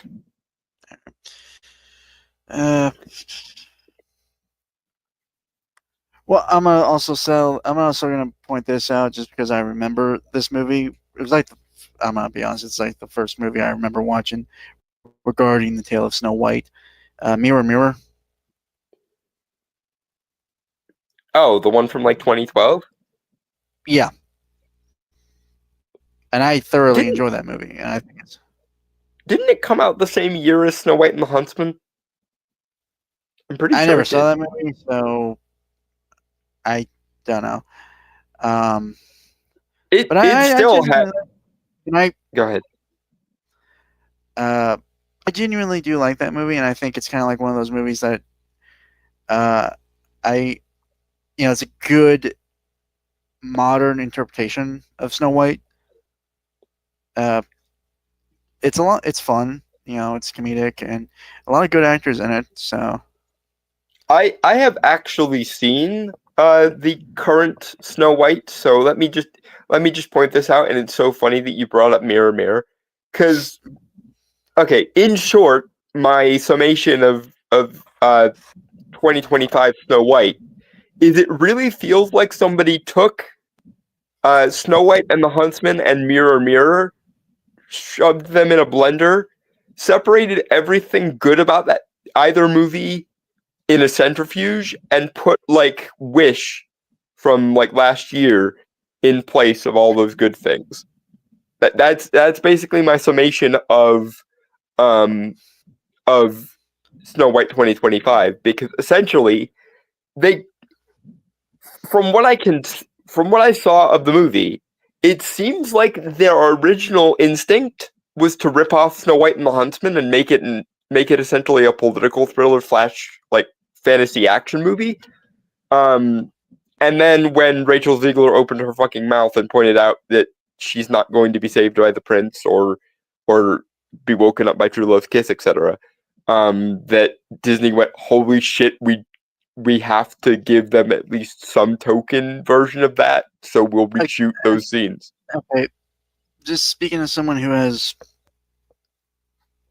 I haven't watched that movie, but again, Mirror Mirror, since I did bring it up, and you made mention that it's similar. Yeah, the lighter parts of Snow White 2025 are very much similar to Mirror Mirror, with all the good stuff cut out. Right.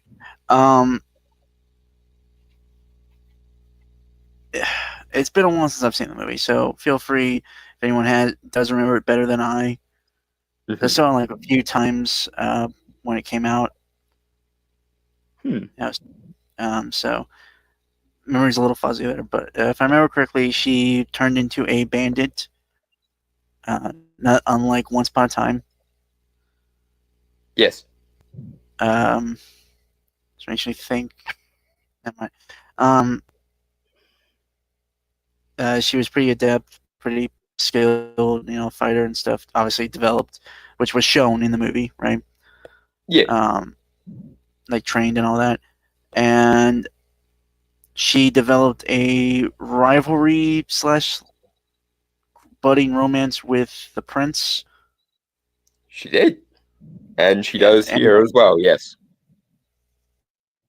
Oh, okay, but well, actually, one small thing: the prince, the character who is her love interest, isn't actually a prince this time. Okay. Oh, we're talking 2025, right? Yeah. Okay. But they save each other on several occasions, I believe, in Mirror Mirror, the Prince and Snow White, right? Yes. A similar thing does also happen in Once Upon a Time, actually. Which, that's another thing that 2025 Snow White is very reminiscent of, except it's reminiscent of the bad episodes of Once Upon a Time, unfortunately. So most of Once Upon a Time.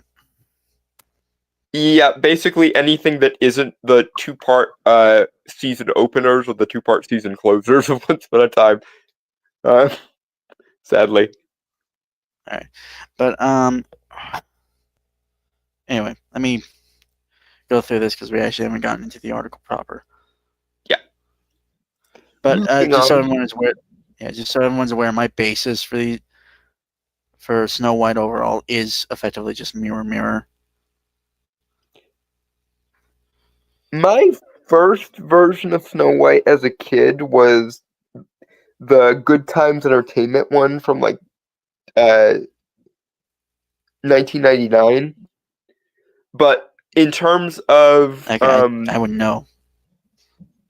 In terms of like the blockbuster versions of Snow White, I prefer Snow White and the Huntsman to Mirror Mirror. And I think that most of I think that most of the actual like plot of Snow White 2025 is trying its very best to be a like discount version of Snow White and the Huntsman, like really, really transparently too as well. but like I say, it's like the lighter, more humorous parts of Snow White 2025, or the parts that try to be lighthearted and humorous, are highly reminiscent of Mirror Mirror. And anyway, moving on. Yeah. Disney Snow White won't hit theaters until March 21st. Already has. But for the team at the Mouse House, the date can't come soon enough. The female skewing live-action event Pick, which remakes Walt Disney's cherished 1937 animated classic, which has been under fire on years on social media due to a combination of the film's progressive creative decisions and star Rachel Zegler's controversial comments, which while also suffering from cultural war attacks that seemed doggedly determined to torpedo the perceived woke film no matter what. As a result, Disney is handling the movie's rollout in some unique ways.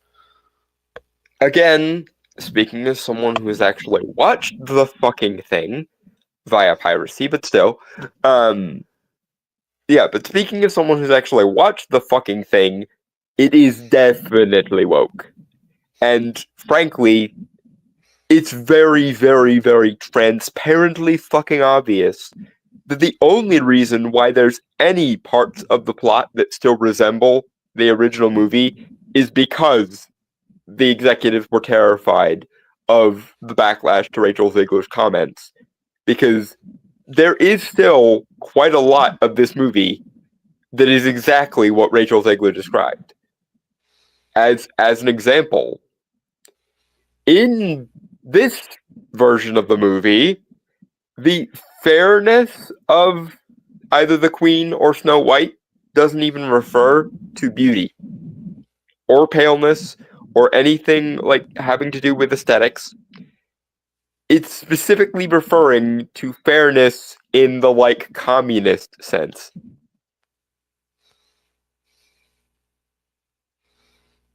The mirror is specifically, and I cannot believe this is actually in the movie, but may I be struck by lightning where I sit if I am telling any lies here. The version of fairness to which the mirror is referring, unbeknownst to the Queen, is fitness to be queen by virtue of how much equality she can bring to the kingdom. And yes, it stuns me. The only reason I was not completely blindsided by it was because of Rachel Zegler's comments.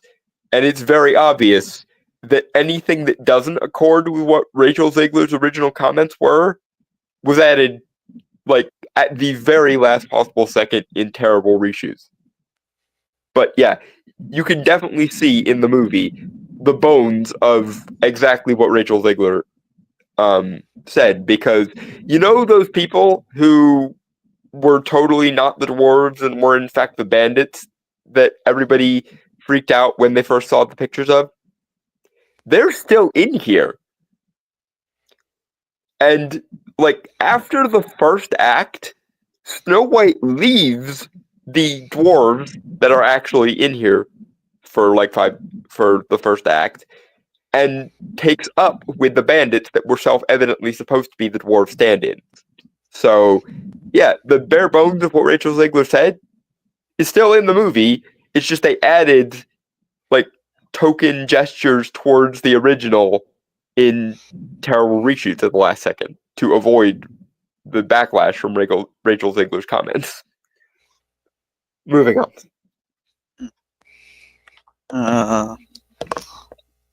Okay. Sorry, I was scratching my head. In news that broke earlier this week, Disney is taking next level measures to stage manage the film's world premiere in Los Angeles on March 15th. While the event won't be scaled back, as some headlines claim, the studio isn't allowing regular red carpet press to attend in order to prevent Zegler and Gal Gadot, who plays the Evil Queen, from answering questions on the spot. The studio's position is they opted for a more celebratory, family-friendly afternoon event to match the tone and target audience for the film. They lied. Self-evidently, they lied, and I'm not. Or they're so ideologically captured they don't know that they lied, which is still possible. Again, I will still leave the malice malice and competence distinction where it needs to be, but they either lied or they're too ideologically captured and incompetent to realize they lied.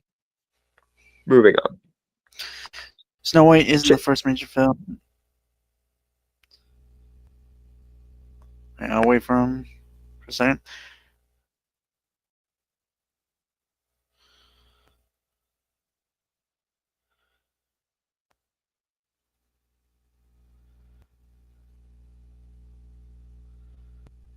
Okay. Second, Dalton.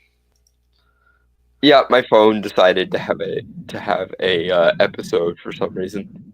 Moving on. I thought you misclicked the button. No. Anyway, moving forward. Where was I? Oh, okay.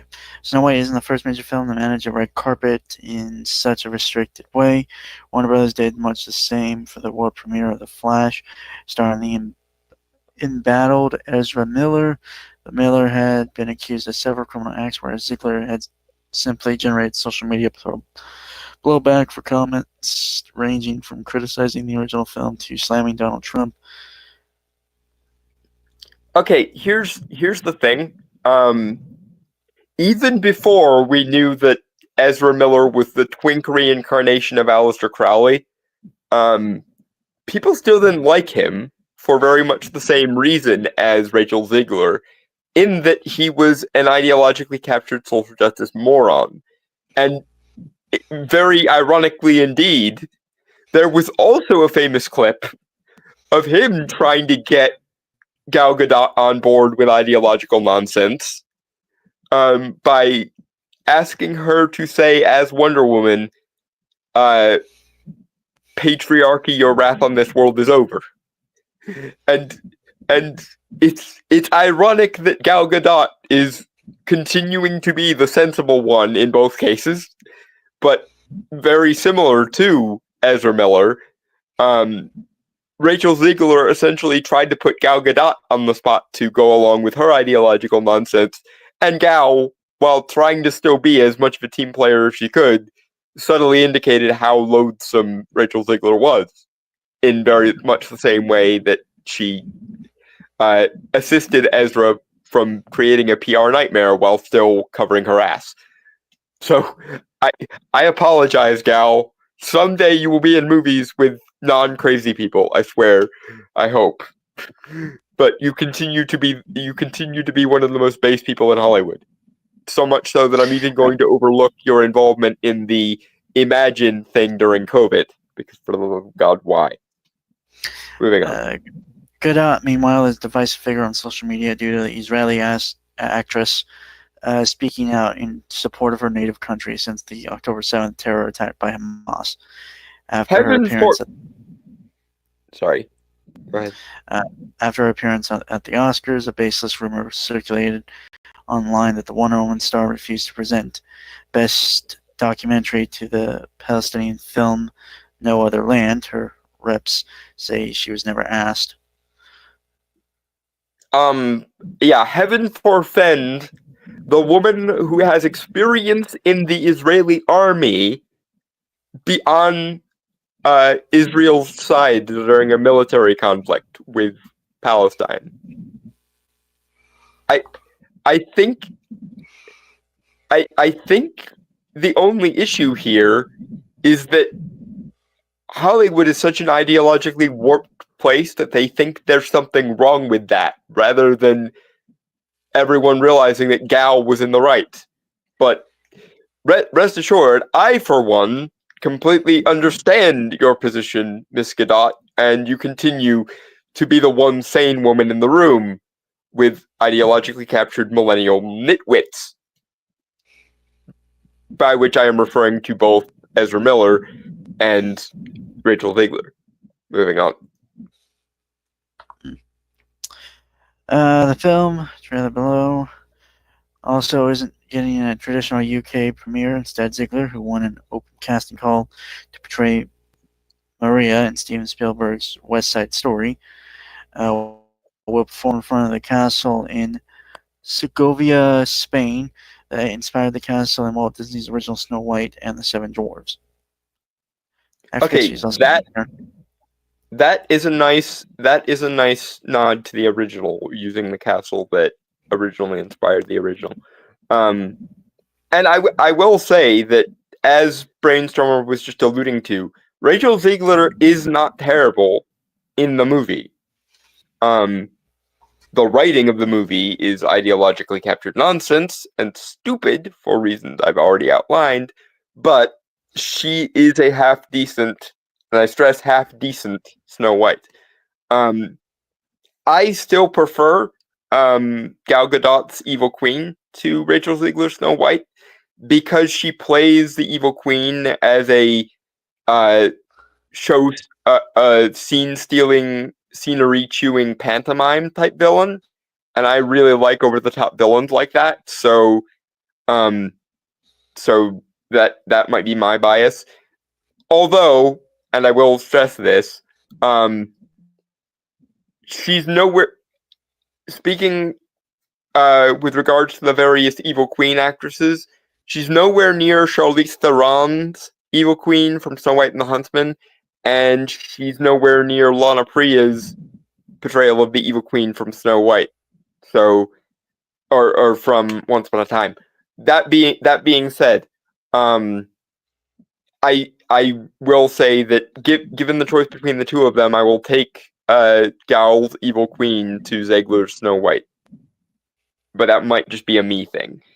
I'm not saying that Rachel did anything wrong. I'm saying that Gal's performance as the Queen was at least a style of performance that I tend to like more than most people do. Moving on. Even before the LA premiere news, however, there was a sense that Disney was being a bit bashful about Snow White. One theater owner at a rival studio source says that Disney's massive marketing machine has been uncharacteristically quiet until quite recently.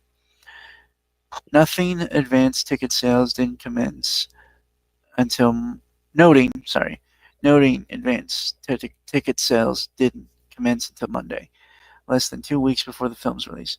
Many of the studio's live-action family tentpoles in recent years have typically become available to book at least 1 month before the film opens, including last year's Christmas, Mufasa: The Lion King, and 2023's summer tentpole, The Little Mermaid. Shit, that was 2023? Yep. What the fuck? Yep. Snow White, however, is a spring title coming out during a particularly quiet year, meaning it has little competition of rival films for girls and older females. Why you had to make a movie to allegedly appeal to just those two markets, I will never understand. Especially given that I will reference this again, based both on Rachel Ziegler's original comments and on having seen the thing, it's very obvious they wanted this movie to be very action-oriented, and that they cut out quite a lot of the action they had originally intended in the hopes that they could cover their ass with reshoots. But, yeah, no, even if this movie had gone unmolested by reshoots, it would have been just a pale imitation of both Once Upon a Time's version of this story arc and also Snow White and the Huntsman's version, both of which are better than that. And given how many problems I have and have had very vocally with Once Upon a Time ever since watching it, and I watched it the whole way through, all 7 seasons, given that, that is saying a lot. That Once Upon a Time, which famously is written with the storytelling equivalent of Mad Libs half the time, is still better than 2025 Snow White. Moving on.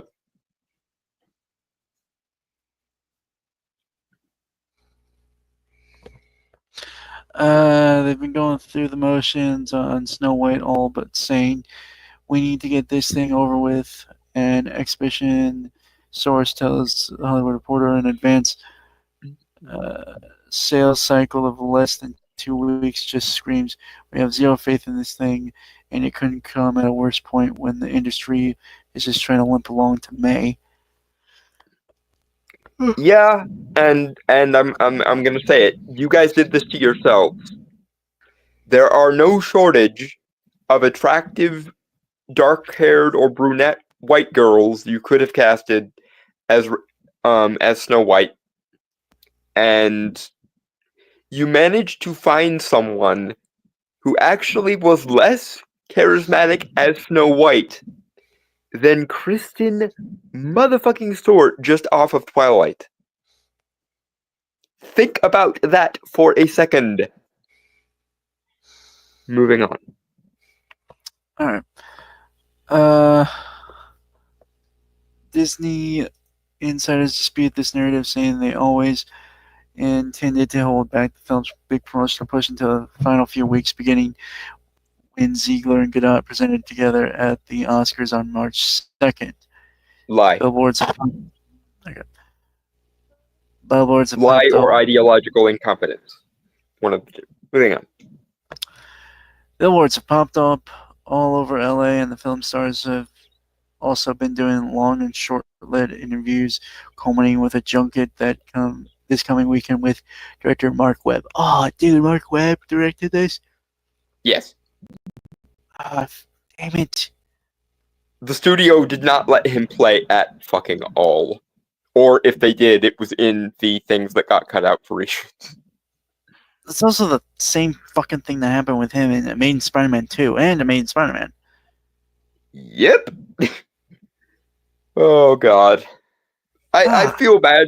I feel bad for the people who were just always the whipping boy of like the Hollywood institutional bureaucracy. Oh god. I don't know if you've ever seen what is it, 500 Days of Summer? I think so. With Joseph Gordon-Levitt and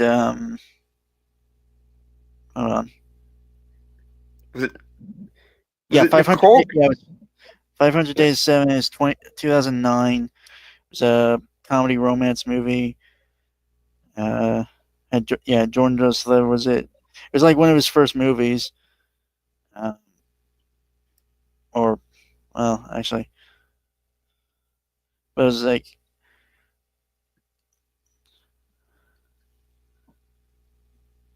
oh, it's interesting. Hmm. Well, Mark Webb did some directing for music videos for Green Day, My Chemical Romance. Okay, that's neat. I miss the days when music videos were a bigger deal. I'm enough of a millennial to go. I remember when MTV actually occasionally played music videos and music related content. Lol. Fuck, you're old.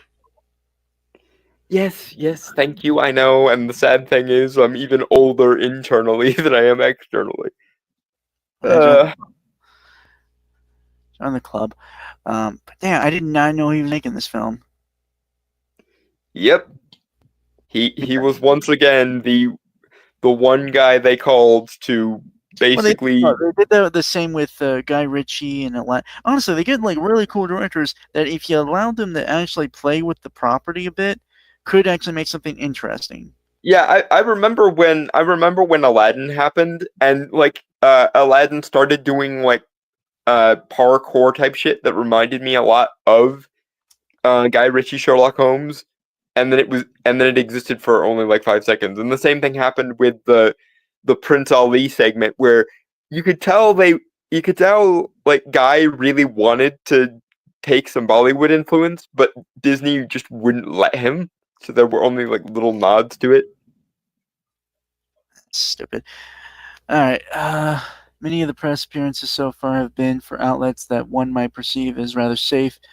Godot has made the rounds with Good Morning America, Live with Kelly and Mark, and The Tonight Show with Jimmy Fallon. I'm going to be honest. I don't understand the point of talk shows. They used to actually be entertaining. That used to be the point of them, but now we live in a world where people don't respect like terrestrial TV to begin with, let alone late night comedians who basically are just political stooges now.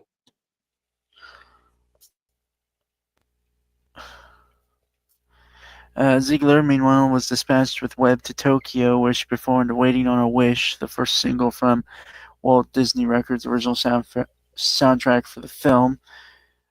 She was joined by Japanese actress and singer I butcher this, and I apologize to the singer. Sakura Kiryu, I believe, who provides the voice of Snow White in the Japanese version. The 23-year-old actress, Ziegler, will fly back to the States for the LA premiere following the stunt in Spain. By the way, she's a much better singer than she is an actress. I know that's kind of damning with faint praise, but she does have some singing chops. Gal also, there is one plus to this version, which is they actually gave the Evil Queen a villain song. Gal does her best, but you could tell that she doesn't have much experience as a singer.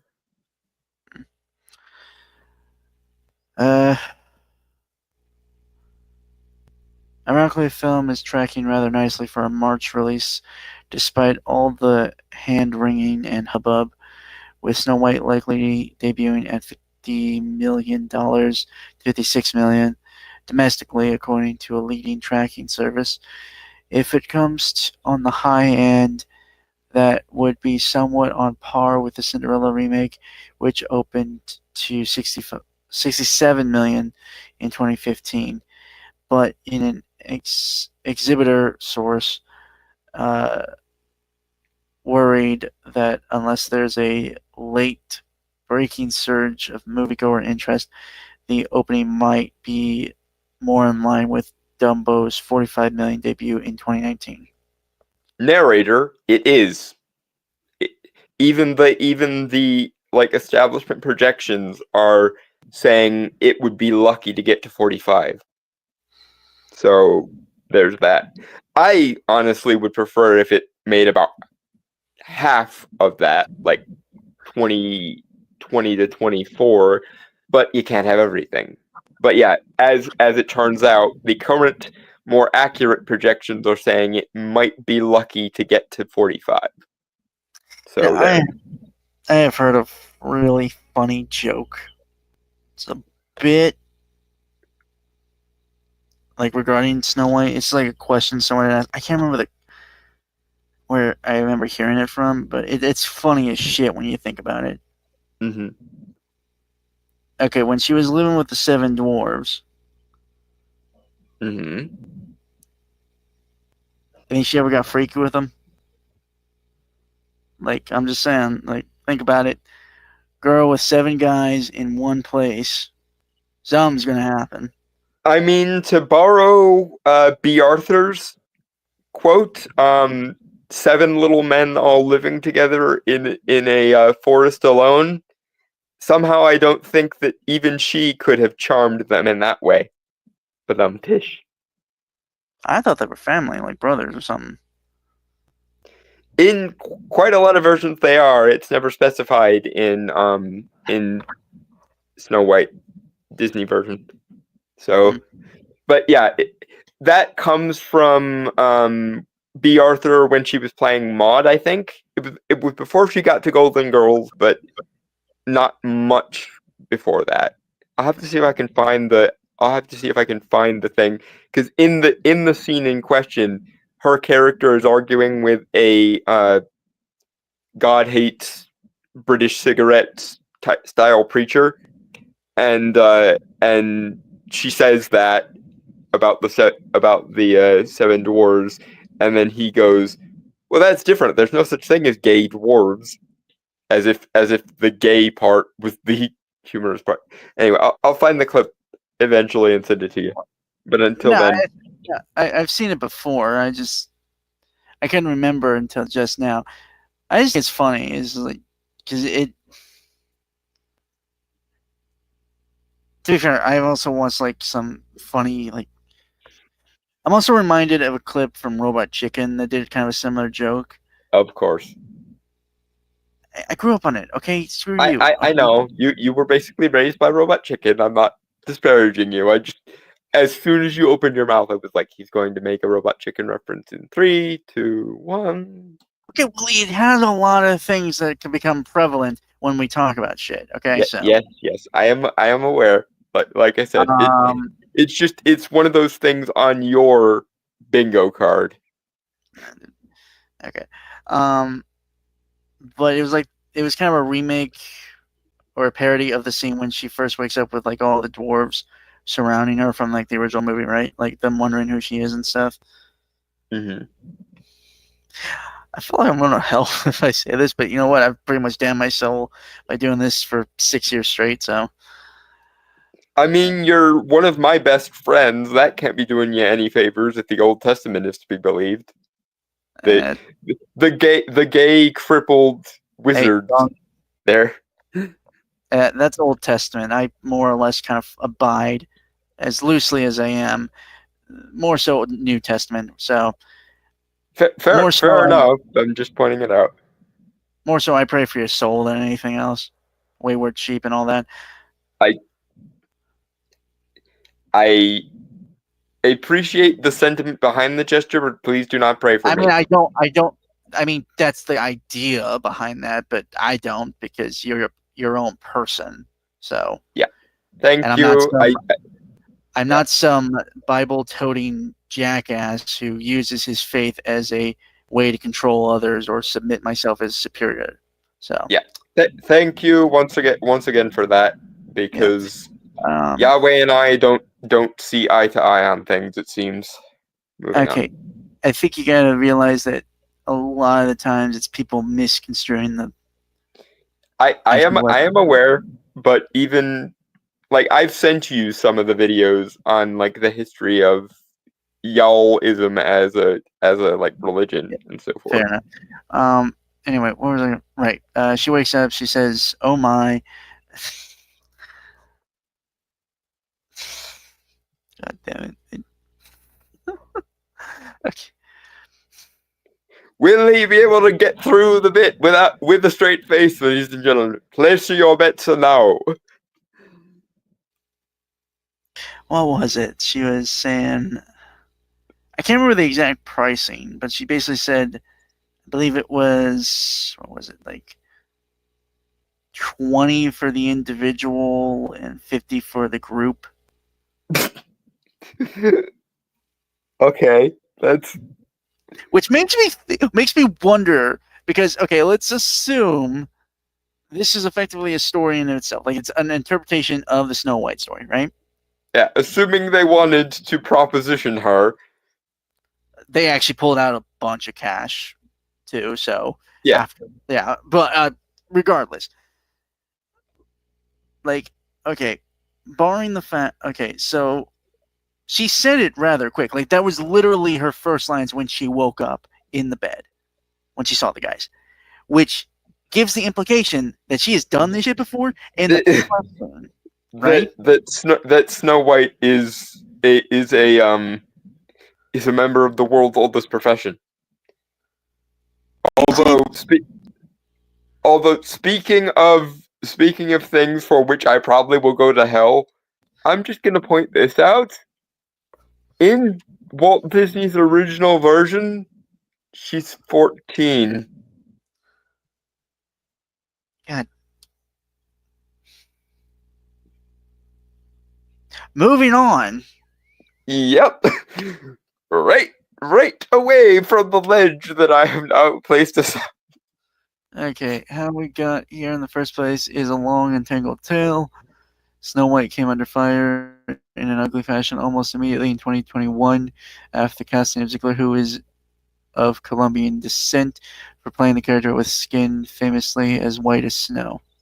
I mean, yeah, again, like, fuck white supremacy in every conceivable hole, but I don't remember that being a thing. Granted, I didn't really pay attention because I didn't care, but I thought most of the shit became the problem when she started talking, about like all this stuff. Me and Englentine were there when they first announced their casting, and yeah, even before Rachel Zegler was allowed to run her mouth right off of the movie's cliff, it was still kind of odd to cast a character called like a character who's uh, uh, skin white as snow, lips red as the rose, hair black as ebony are the things the mirror refers to her with. So yeah, fuck white supremacy, but in this particular case, the clue is in the name, guys. Yeah, it's one of those you had one job things. There's also enormous reports regarding the Seven Dwarves.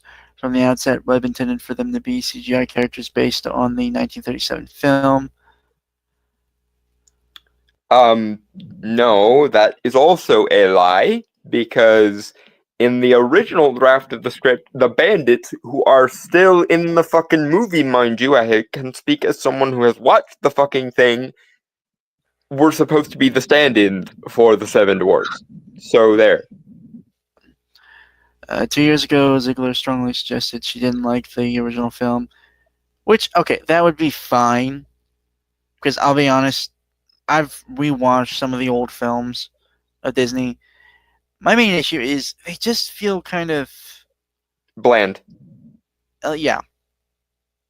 Yeah, and that is. Okay, I want to make sure this is absolutely clear. I respect them because there was a lot of work, and they were basically like the first like legitimate animated movies ever ever made. Yes, right? In Snow White's particular case, it literally is the first feature-length animated thing ever.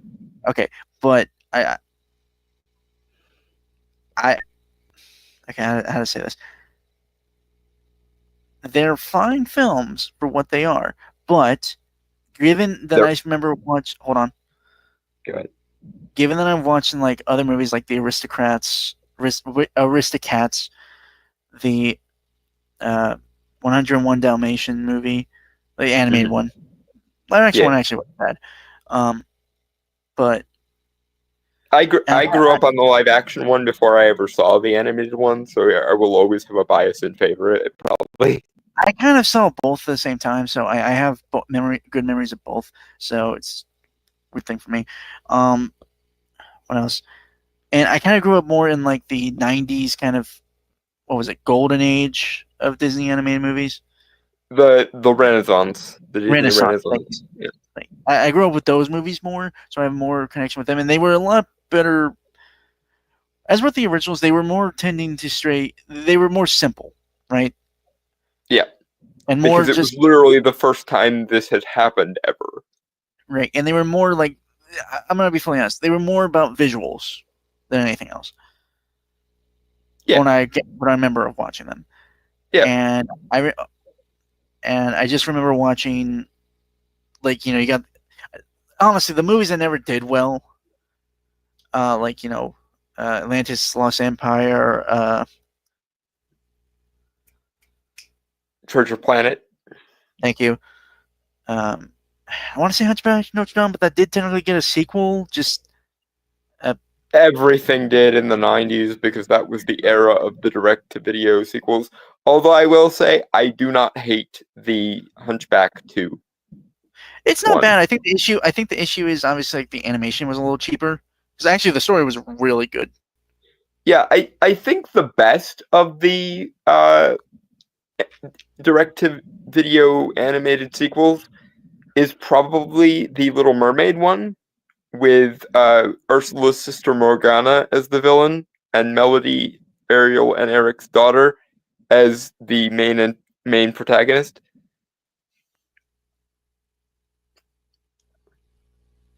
What? Sorry.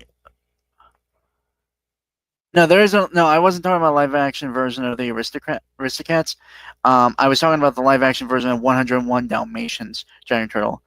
Yeah, Sorry. the one where Glenn Close was just like, I am going to win an Oscar for this if it kills me.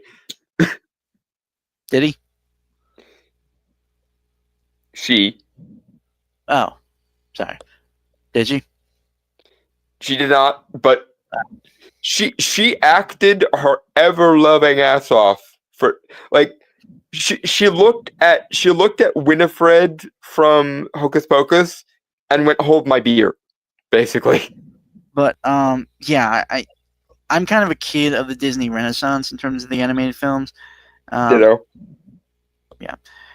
So those, because those movies actually like had a lot of thoughts and a lot of interesting like ideas put into them. The the long and short of it is the one kernel of truth in Rachel Zegler's tirade was 1937 was a long time ago, and so there's more storytelling potential in the thing. Right. So that that I could understand that. Again, obviously, I think just I remember we covered it. It's been so long that I can't remember like the exact wording she used, but the original came out in 1937, and very evidently so was her phrasing. Right. Okay, that's kind of fair, given all the other movies that kind of came after, as they were kind of getting better and working. Yeah, so that's the one kernel of truth in what Rachel Zegler said. Which now that you've had your 2 cents on this is why I like the Good Times Entertainment version from like 1999, because while that movie isn't anywhere near as good as the Disney Renaissance, the version of the Evil Queen from that one was very much cut from, if not the Disney Renaissance mold of somebody like Ursula, then the like 50s and 60s Disney era with a character like Maleficent, because they made her character have a lot more personality, and they did interesting things with her powers. They also, and this is just me simping now for the Good Times Entertainment one, but they also actually adapted pretty much the whole original Grimm story, which, for those that don't know, in that version, the Queen comes to Snow in disguise 3 separate times. Once as an old crone, once as a old man, and the last time I think as a child. And that the Good Times Entertainment one basically does adapt the whole thing. The only thing they leave off of the original Grimm Brothers version is and then Snow and Charming made the Queen dance with metal shoes on hot coals until she died on their wedding day thing, because at that point it's very obvious that Snow and Charming weren't the good guys in that story. But all right. Moving on. What was I gonna? Oh, right. The evil queen in the one from '99 is the best part of that version, and it's because they basically turn her, if not straight into a Disney Renaissance villain, at least into a like 50s and 60s era Disney villain like Maleficent. Moving on. Aladdin and Hercules too was part of the Renaissance, right? Yep. Aladdin, Hercules, Emperor's New Groove, and Atlantis and Treasure Planet were the last 2 in that era. What about Little Mermaid? Was that in the 80s? No, that was the first. That was pretty much the first one in the Disney Renaissance. Okay. It came out in '89, I want to say. Was Lilo and Stitch part of that too, or was that a little after the Renaissance? No. Lilo and Stitch was part of the Disney Renaissance too. Actually, now that I think about it, that might have been the last one in the Disney Renaissance canon. All right. All right. Anyway, okay, I do think we're gonna have to skip the other article because I got something to do after this, actually. So. Yep. Yeah. Across this trio of interviews with different outlets, Ziegler called the original extremely dated when it came to the ideas of women being in roles of power, and Snow White's prince literally stalks her and noted people are making these jokes about ours being the PC Snow White, where it's like, yeah, it is because it needed that. No, no, you could have updated it like the things you were self-evidently ripping off when you made this one, i.e., Mirror Mirror and Snow White and the Huntsman, or you could have like followed the mold of like the Disney Renaissance style villain, similar to how the Good Times Entertainment one did. Oh, you know what? Maybe take some inspiration from like the Descendants or something. I mean, for me, the Descendants are a little bit cringe, but I see what you mean. Like Well, they obviously were taking influence also from things like Once Upon a Time and the Descendants as well. So I can totally see where you're getting that. Also, hey, I don't know if I've ever mentioned it. It's a little past your age range because it kind of was coming out at my like when I was growing up in like middle school and stuff. Mm-hmm. The The Descendants was your equivalent of what High School Musical was for me, probably. No, I remember High School Musical. Are you kidding me? You forget, man. I'm in this weird area where I'm technically Gen Z, but I'm also kind of, yeah. You're a very young or a very old Zoomer, much like my younger brother is. Yeah. But I was gonna Ever After High. It's kind of it's a lot. It's a lot better than Descendants, I think. Right. Yeah. But yeah, it's very evidently trying to take some influence from that sort of kind of also the territory of like the Disney Twisted continuity as well. Twisted? Yeah, like the ones that tell the story from the villain's point of view. The books. I have no idea what you're talking about. Oh dear. I will. I want you to keep in mind that I haven't really paid much attention to Disney since like 2012 or 13. Fair enough. But I will send you information on it later. Just because I think you'll find. I think given your fanfic credentials and stuff, I think you'll like a lot of the Twisted continuity. To be fair, I've kind of gone into. I don't know if anyone's seen this. Like, it's a YouTube thing called The Villain's Lair. Yes. The one that starts with what goes around comes around. Yes, God, that song is good. Yeah, I know. It's so fucking baller. I also love that it's like Facilier who winds up being the facilitator of the time magic, because he's honestly kind of the last true like animated Disney villain, because Princess and the Frog was basically the last hope for hand-drawn animation before Disney went, nope, fuck it, we're doing computer animated like everyone else now. That was a really good movie. Not that I wanted a sequel, I just wish it would get more recognition, you know? I mean, yeah, Facilier is up there with the best of the Disney villains, by the way. Like, I would put him on like the same general tier as like Maleficent and Ursula in terms of like Disney villaindom.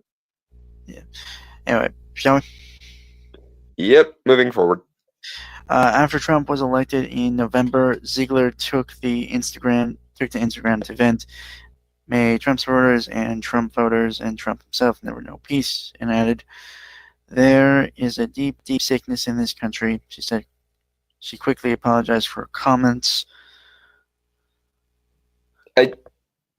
Sweetheart, for the love of all that is holy, close your fucking mouth. Not only do you look like AOC, as in I expect her to be hired if ever they do an AOC biopic, but you also apparently think and talk a lot like her, and that's not a compliment. Alright. I mean, it will be if they ever do a AOC biopic, but yeah, for now it's not a compliment. Moving on. 5 years ago, Disney could have hardly imaged that its two leading ladies would end up both drawing fire for their political views while on the opposite ends of the ideological spectrum. But like it or not, this week it's hi-ho, off to the premiere and press junkets they go. It didn't work out for them. But this is the other funny thing about this. Apparently, like behind the scenes, Rachel and Gal hated each other's guts. And I, for one, personally side with Gal Gadot when that comes, and not just because she's more attractive and a better actress, but because she seems to be sane, where Rachel Ziegler is like the quintessential stereotype of a hyper opinionated social justice zoomer. So there's that.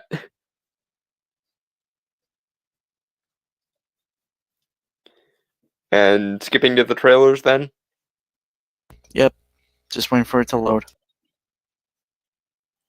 We'll cover the thing we were going to cover, the last thing we were going to cover this week, next week. Just because I know our audience and because I think it is worth talking about. There is a thing that we were going to cover this week that we will have to save because it's still worth talking about. Right. It's actually something I found. And I think it works best because there's another thing we were going to cover next week that kind of would coincide with the one we were supposed to cover this week. So. Yep. Moving along. Hey, give me 1 sec.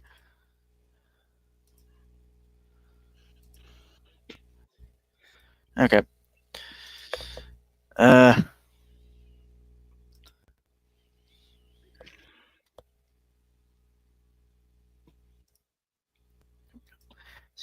screen.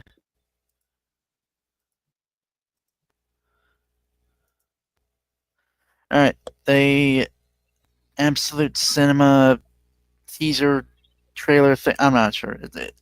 It's like a minute long, so I'm not sure if this time it counts as like a TV spot or something. They're still trying to make Thunderbolts a thing, and much like Fetch in Mean Girls, it is not going to work, I don't think. It's weird. Like, I want this to work, and the actors that they all have aren't bad actors, and have done some interesting stuff with the characters, but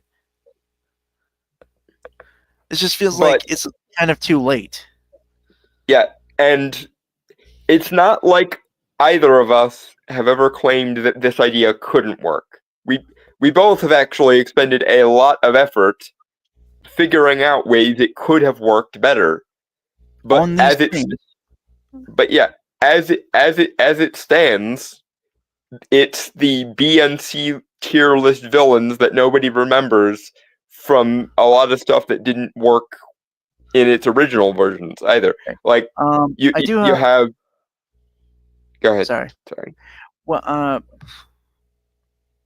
okay. I think people liked Yelena and liked Red Guardian. Obviously, they like Bucky. Right. The question is tying together the Black Widow movie that a lot of people didn't like, the Falcon and the Winter Soldier, which a lot of people didn't like, which is also another reference to Captain America 4 that people didn't like. Ant-Man and the Wasp, the second Ant-Man movie, which wasn't bad. It's just that I don't think most people will remember that Ghost was even a thing. I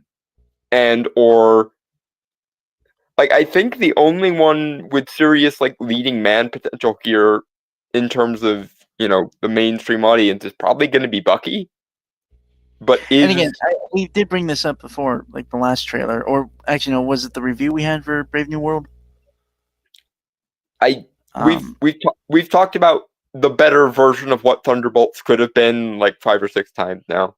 I don't Well, remember them all. regarding the cameo they had for Bucky in Brave New World, where it said that he's that he's running for a congressman, and this movie's coming out. So May. does Thunderbolt happen before or after his run as a congressman, or Or God forbid during? Like, are they literally having a senator be like the captain of this team? wait, do congressmen are? I know senators have to be, or like, actually, how do you?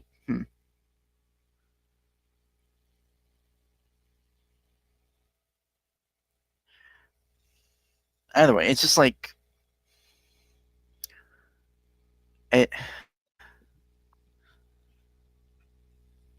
it's what's confusing me. It's like, how does the timeline work here then? You know?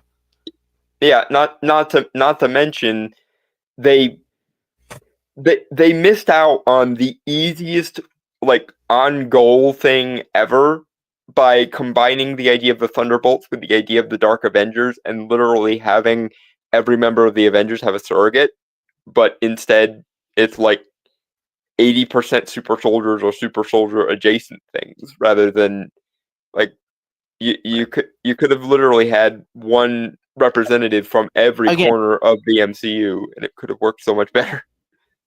right? And again, I do think it's just because like it's untapped potential that was never developed. With the 5 years between, Avengers, Infinity War, and Avengers Endgame, this would have made more sense there. Yeah, and even if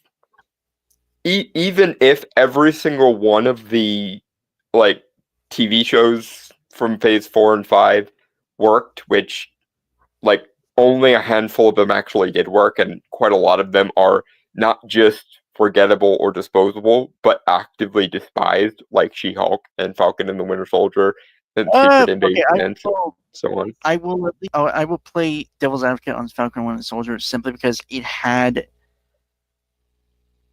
interesting ideas, and some were done. Hold on. Some were done well, but the issue was, it's going to be weird coming from me for saying this, is, well, okay, just so I can explain this properly. Mm-hmm. Captain America, overall, which by connection of the MCU, Falcon, Sam Wilson and Bucky Barnes kind of are adjacent in that, right? Mm-hmm. But Captain America as a character overall, regardless of who's wearing it, is tied to certain ideals or concepts and okay, I hate to say this, I don't like saying this, but I will explain what I mean. Mm-hmm. Captain America is somewhat inherently political, and obviously what I mean by that is that he tackles topics and stories regarding the political climate of the time that he's appearing in. I mean, he's called Captain America for a goddamn reason. Therefore, something about him has to. Go ahead. Well, to be fair, he was also created at a time that was kind of meant to be a bolster and a symbol for American. Yeah, he is. American he is Marvel's. He is Marvel's answer to Superman, mechanically. Yeah. Not powers wise, but mechanically. In the narrative. So, and I mean, like, again, look at the time in like the 60s, 70s, 80s when they wrote him. Like, he became nomad after Watergate. Was it Watergate? Yeah, because the mood in the nation was people didn't really have much faith in governments or institutions at the time, so neither did Cap. Yeah, and he, again, and there's that famous like panel of, he's I am not loyal to the country, I am loyal to this, as he holds up the American flag. I am loyal to the dream. Yeah. unfortunately, Falcon and the Winter Soldier shot that in the head by having the singular character Flag Smasher be turned into a group of characters, the Flag Smashers. To be fair, the Flag Smasher in the comics actually did start a Flag Smasher group, but when they turned into... It's actually funny, because when they turned into Radical Extremist, he actually fought against them. He turned against the group he founded. Well, that's true too. But the upshot here is it turned that idea of the Flag Smashers into a no borders, no nations, no deportations version of Antifa, and then tried to frame them as if they were, if not like anti-heroes, at least anti-villains, i.e. in the moral right somehow. And no. Right. Which, again, I think the obvious issue is it did... Weirdly enough, I don't think it even really took a stance in any of the arguments it was presenting. No, it did. It just was frequently on the wrong side of them because Antifa are the good guys, apparently, because you have to do better, Senator. Derp. But my it's just like...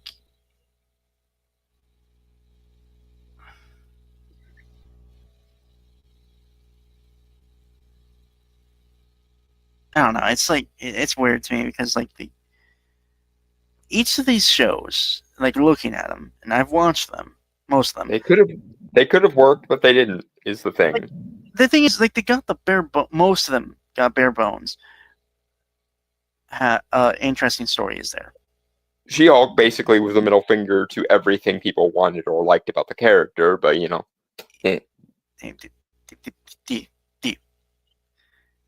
Fair point.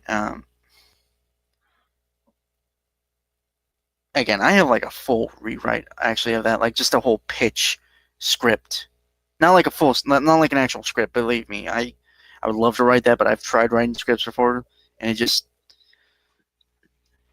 It also must be said that this particular era of MCU content is basically what built our idea of the Lionhearted universe.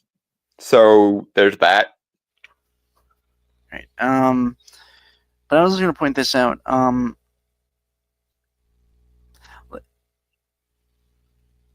mean, Black Widow. Like honestly, that was, and I think I mentioned before. I'm trying to do a rewrite of MCU going past Infinity War. It's a long and arduous process because, well, for one thing, I have too many ideas, and second, it's...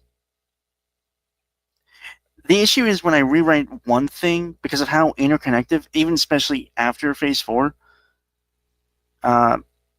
interconnected it is. If I make... To fix Phase 4, you have to fix them all, basically. Yeah, pretty much. Which, and again, to be fair, a lot of what would have been more outlandish rewrites of Phase 4 and 5 have made it, like, are what built the Lionhearted universe, more or less. Also, I want to point this out. You know how they keep promoting Taskmaster as being part of this, and yet we don't see them really at all. See her really at all. I remember they added. Okay, this is the first I'm hearing of it. They added Taskmaster to this. They were in the poster. And they've been in the trailer once. I must just not have remembered, frankly. And I'm the one with a terrible memory. I mean, to be fair, this is the score for this particular episode of this show happens to stand at 2-1 now. But someone actually proposed the idea that Taskmaster dies early on, which, I mean, no one really would care, obviously. And it's weird to me because there is an idea there, and I actually have this for my actual official rewrite of Black Widow that I am still working on, obviously, because He general can't plot help point. himself. I really can't. Shut up. She, for one thing, just make it task mistress or whatever. Like, have it actually be the character, not like some lady in a. Yeah, That has a if you're gonna play this gender reverse card, actually play it committed. Doctor Who did with the Master. She started calling herself Missy because it was short for mistress. That makes perfect fucking sense. Anyway, commit to it,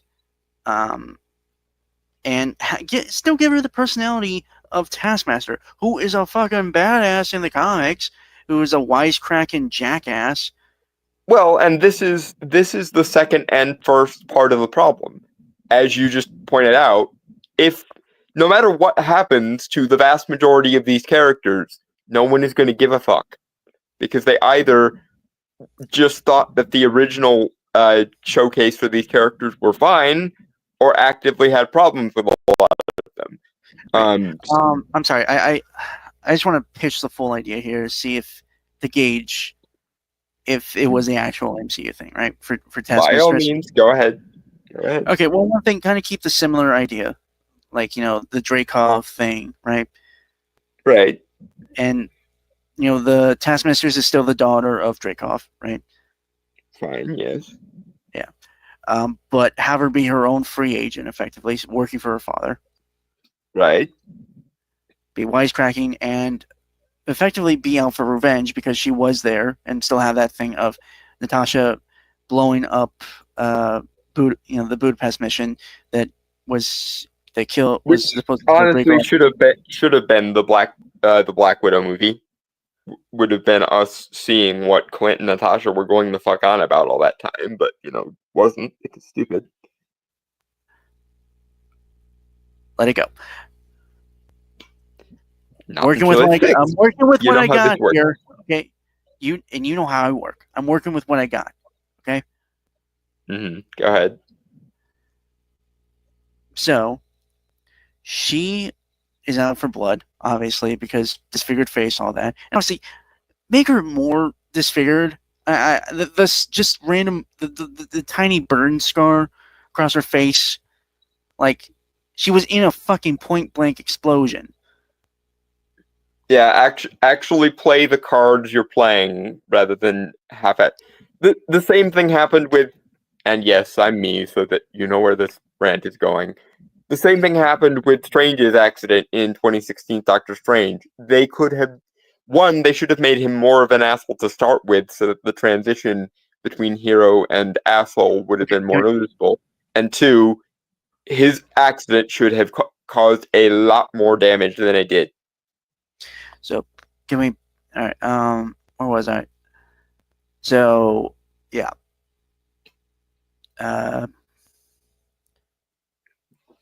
Fights Natasha a few times, hunts her down, all that shit. And then this was going to be a plot twist because Marvel loves to do those plot twists, right? Especially for the villains. Have never show Dreykov, right? And for most of the film because he's hiding and all that, right? Turns out he did actually die in the bombing that Black Widow did. And basically, his daughter has been running the Black Widow, the Red Room operation, the whole time, while using her father as a cover. And basically, only did all this as kidnapped all those girls, brainwashed them, tortured them, brutally trained them, even responsible for deaths of those who failed to work in the Red Room. Failed to be perfect spies like Natasha, right? All in the effort to get Natasha and kill her. Yeah, lure her there so she can spring the trap. Which, by the way, that does remind me of something from Dresden, but it's not relevant, so we'll talk about it later. Okay. But, yeah, imagine that this character, this taskmistress, as it is, right? That story, this story of that character, was what you got in the movie. It would have been much better, but that's, like I was saying earlier, part 1 and 2 of the problem is, one, as read currently, no matter what happens to these characters, with the possible exception of Bucky, no one is going to care. And two, they've left so much potential on the table. Even if there was a situation to make people care, it wouldn't have amounted to much, because so much of the in-universe logic has been left out in favor of to borrow a phrase from the Critical Drinker, the message, or because the writers hate the fans and want to screw them over for no actually explained reason. Anyway, we've rambled enough, and I still got shit to do, so. Yeah, banana. Banana. There's something wrong.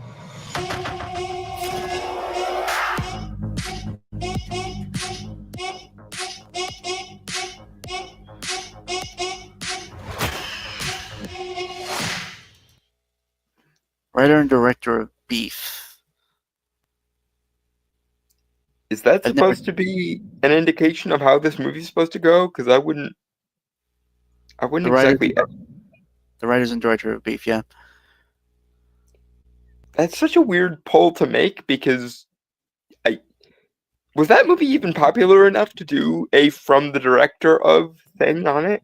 Like, I don't know. I've never seen that movie.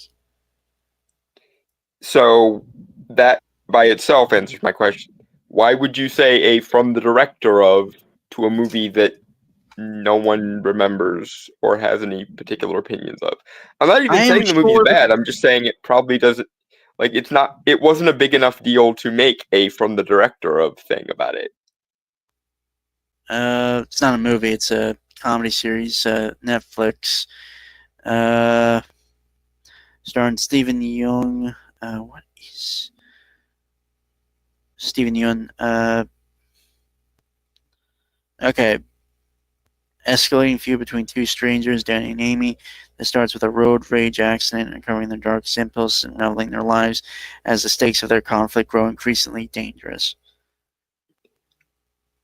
Actually, I don't know why, but that actually does make me somewhat interested in this movie now. But it must be said that neither of us knew what that was when you made the from the director of thing on it. And typically you want to make a from the director of line because okay, well, to be fair, it doesn't really don't. It sounds like something normal people would be into. We're not normal.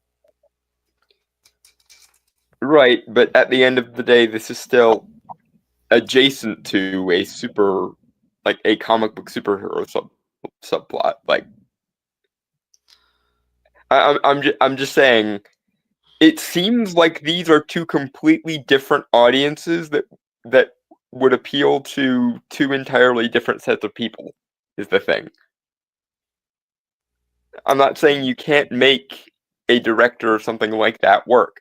Like, for example, if they got Mike Flanagan and Michael Dougherty to do Doctor Strange 3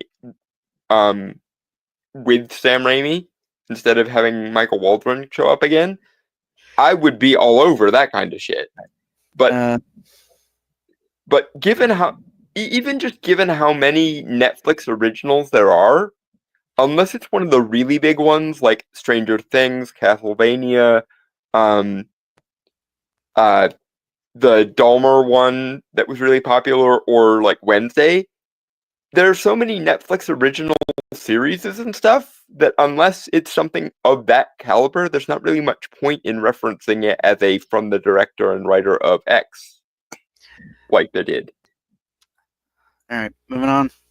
Yeah, in any case, banana. Also, the music's kind of weird, right? I'm not the only one that thinks that.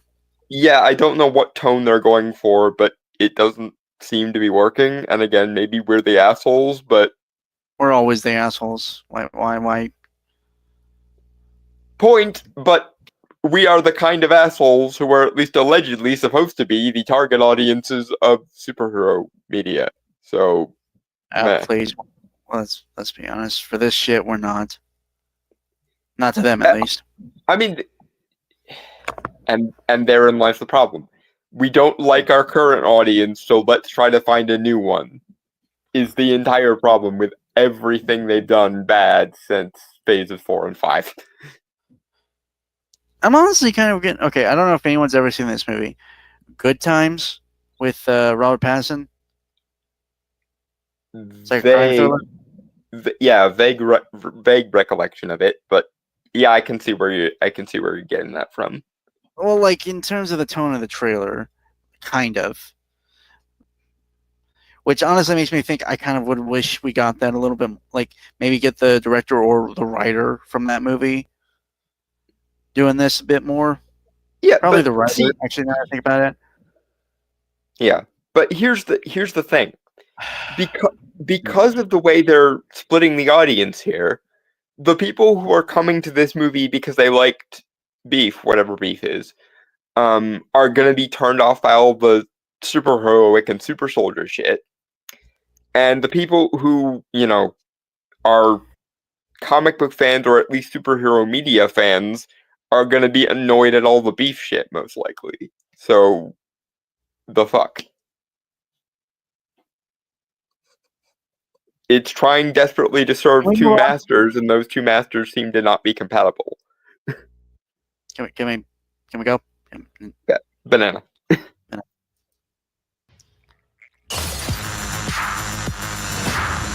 Cinematographer, The Green Knight.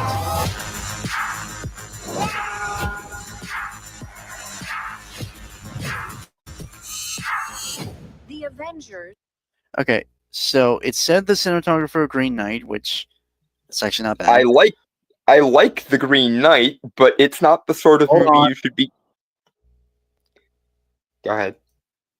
Okay, production designer of Hereditary. I've never seen Hereditary. Didn't interest me. I have. It's good, but it's not this kind of movie at fucking all. Like, both The Green Knight and Hereditary are very surreal and very supernatural things. Which, okay, this... hold on. They have Sentry in here, and the Void is supposed to be shown here. So, that actually kind of works.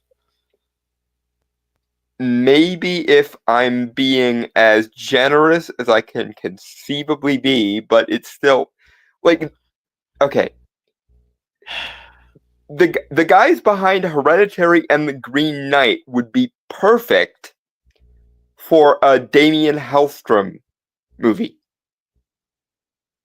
But that is about as far from this thing as is conceivable and still be in the superhero genre. Okay, so I'm just curious. You are aware of the Sentry, yes? Yes. How weird the motherfucker is? Yes, but they can't. Here's the thing. Given how literally every other character in the movie is super soldier adjacent, and I get that, and they're trying to do a kind of like political thriller / like Ocean's 11 style thing. Honestly, I'm also gonna be I have no fucking idea what the fuck is going on. It feels so disjointed. Yeah, and here's the thing. If you wanted to bring in the Sentry, make a fucking Sentry series of movies. That would be fucking awesome. And it would be over the top and cosmic in the vein of like well, obviously not as colorful or as comedic as Guardians, because with the Sentry it actually would kind of make sense to lean more into like the tone of, if anyone remembers the movie Valerian and the City of a Thousand Planets from Luc Besson, that would be the I don't know about that.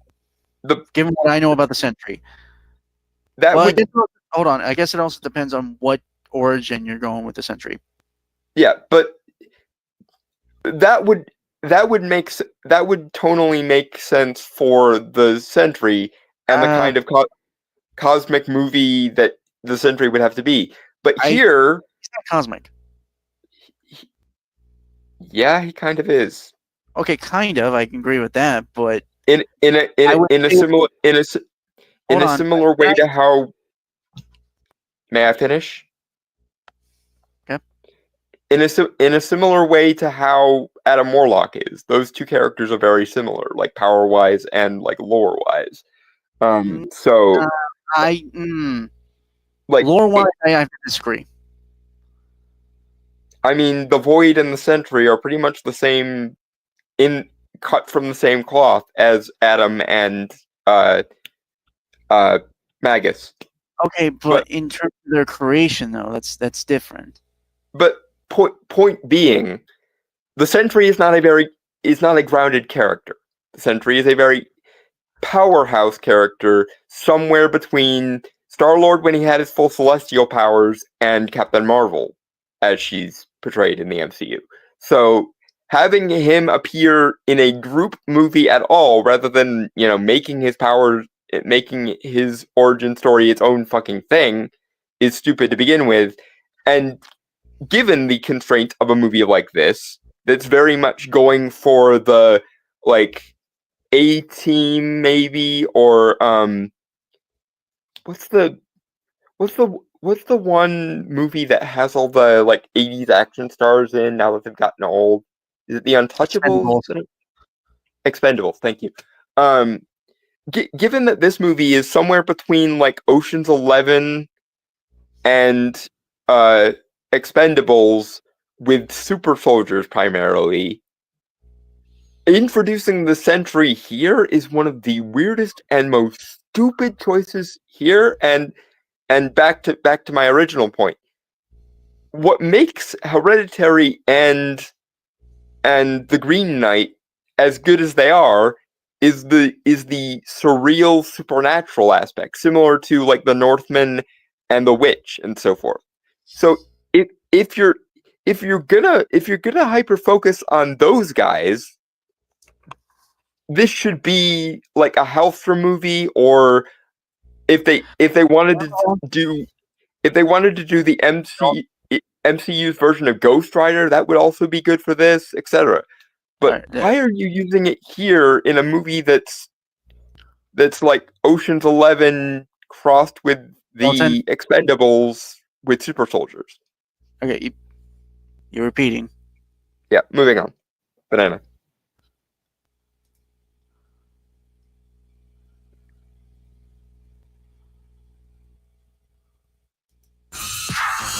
The Avengers are not coming. Who will keep people safe?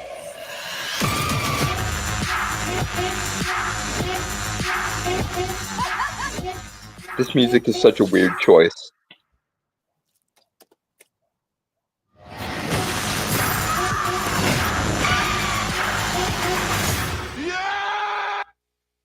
Because, like, based on that music, I would expect this to be somewhere in the vicinity of like Kingsman, and why would the Thunderbolts be tonally similar to the Kingsman of all things? I could kind of see it. Okay, sure, but the aesthetics of the movie and or the characters in it aren't being portrayed in a way that would lend themselves to that kind of portrayal. No, you got a point. I'm saying I could see it. I'm not saying I'm seeing it here. I'm just saying. No, yeah, I know what you mean. Like, honestly, doing Thunderbolts in the style of Kingsman wouldn't be a bad idea, but like this, I'll be honest. I liked the second trailer we covered for this. That was better. I haven't really liked any of them, and I think you don't like anything. I do sometimes like things. How rare? It's rare, but it's also because Hollywood is burning itself to the ground on purpose a lot of the time for no good reason. But I'm not disagreeing with you. It's shit. I'm just pointing out that you have a very, very long list of things you don't like. Like, it's shorter than what you like.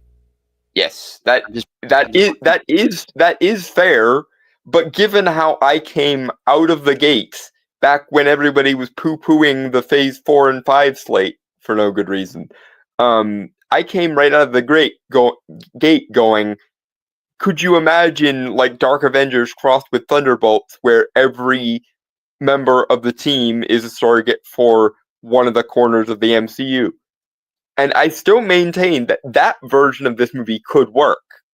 This version of the movie just seems so like it's overly grounded and gray and like realistic TM, while also trying, I guess, to be somewhat comedic in this trailer. And I just like every turn of this movie has been a left when it should have been a right.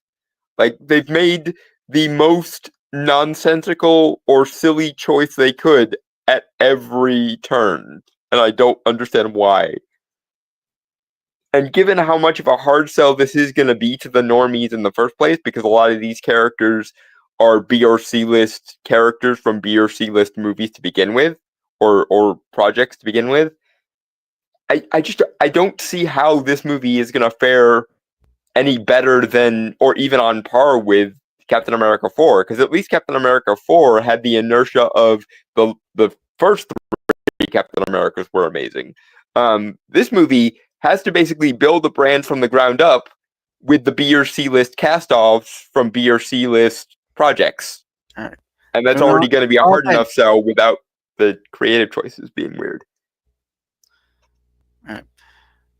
Giant Turtle, you guys are really assuming that these guys, like the Sentry, for instance, are going to look more than vaguely like the comics. Also, you are assuming they aren't just using certain music because it's popular or they have a deal to use it.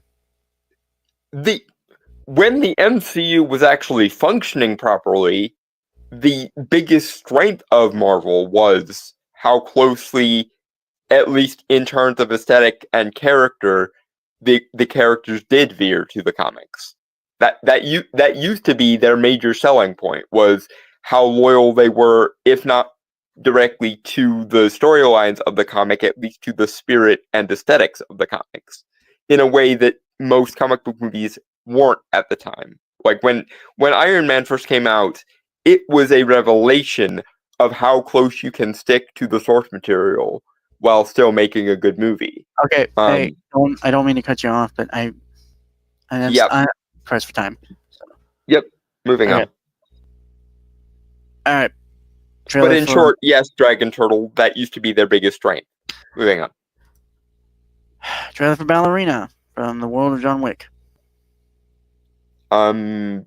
Just banana, or do you have a better phrase in mind?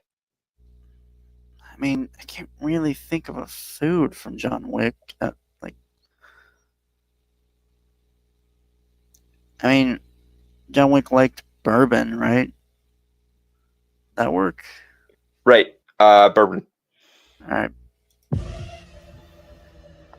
In Slavic mythology, the Kikimara is a spirit that exists in the shadows.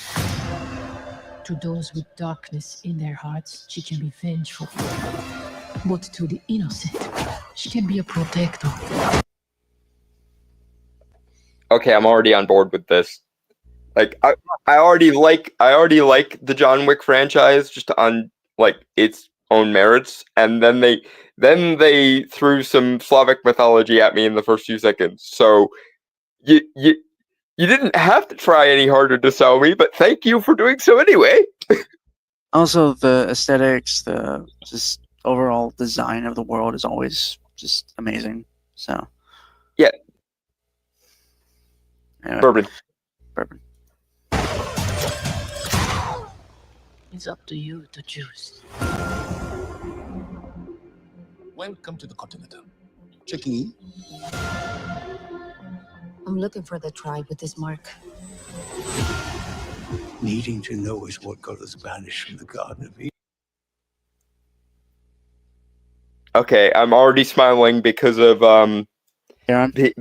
because of the concierge and because of Ian McShane as Winston again. Okay, Karen. How do you not remember Karen?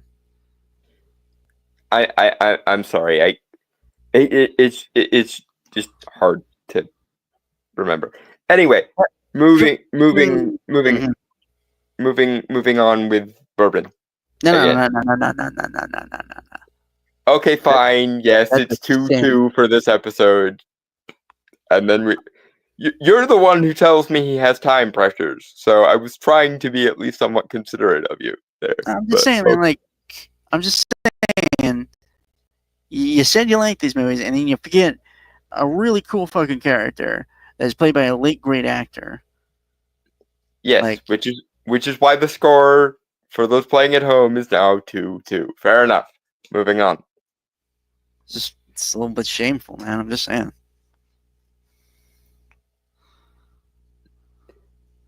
Bourbon. God damn it. Are you prepared to be cast out again, Eve? Yes. I'd like to go hunting. Will this be a large or small game hunt?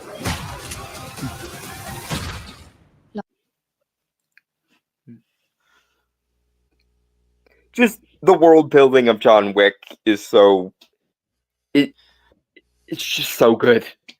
And this does certainly feel like, well, obviously it is a prequel because Sharon's here. Right. It makes me curious how far back, because obviously it's before the first John Wick, but is he out of the game still, or not? I mean, the thing that makes the most sense is to set it between his original time and when he went back in, but I don't know. So, how many years? Did they ever specify how many years it's been? I don't think so. I think it was. The implication I always get from the first John Wick is that it was before Viggo had his son in the first place. So, like, 20 years, maybe? But that might just be me reading between the lines when there's nothing to read there, so... Anyway. Bourbon? Bourbon. Large.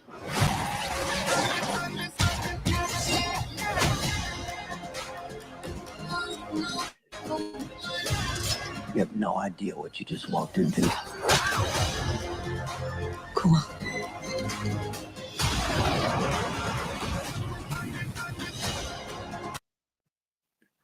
If this... I'm just realizing this. If this doesn't show, like, the contrast between Thunderbolts and the Ballerina shows perfectly exactly the difference between making choices that actually add to your world and build up things versus dissonant choices that ruin your world and fuck up things. Like, I don't think you intended this to be as stark of a contrast as it is, but in short, the Ballerina relies on the good feelings and the world building of the John Wick franchise up until this point, whereas Thunderbolts did everything it could to confuse and befuddle the world building and shit that it was relying upon. So, all right, moving on. Bourbon.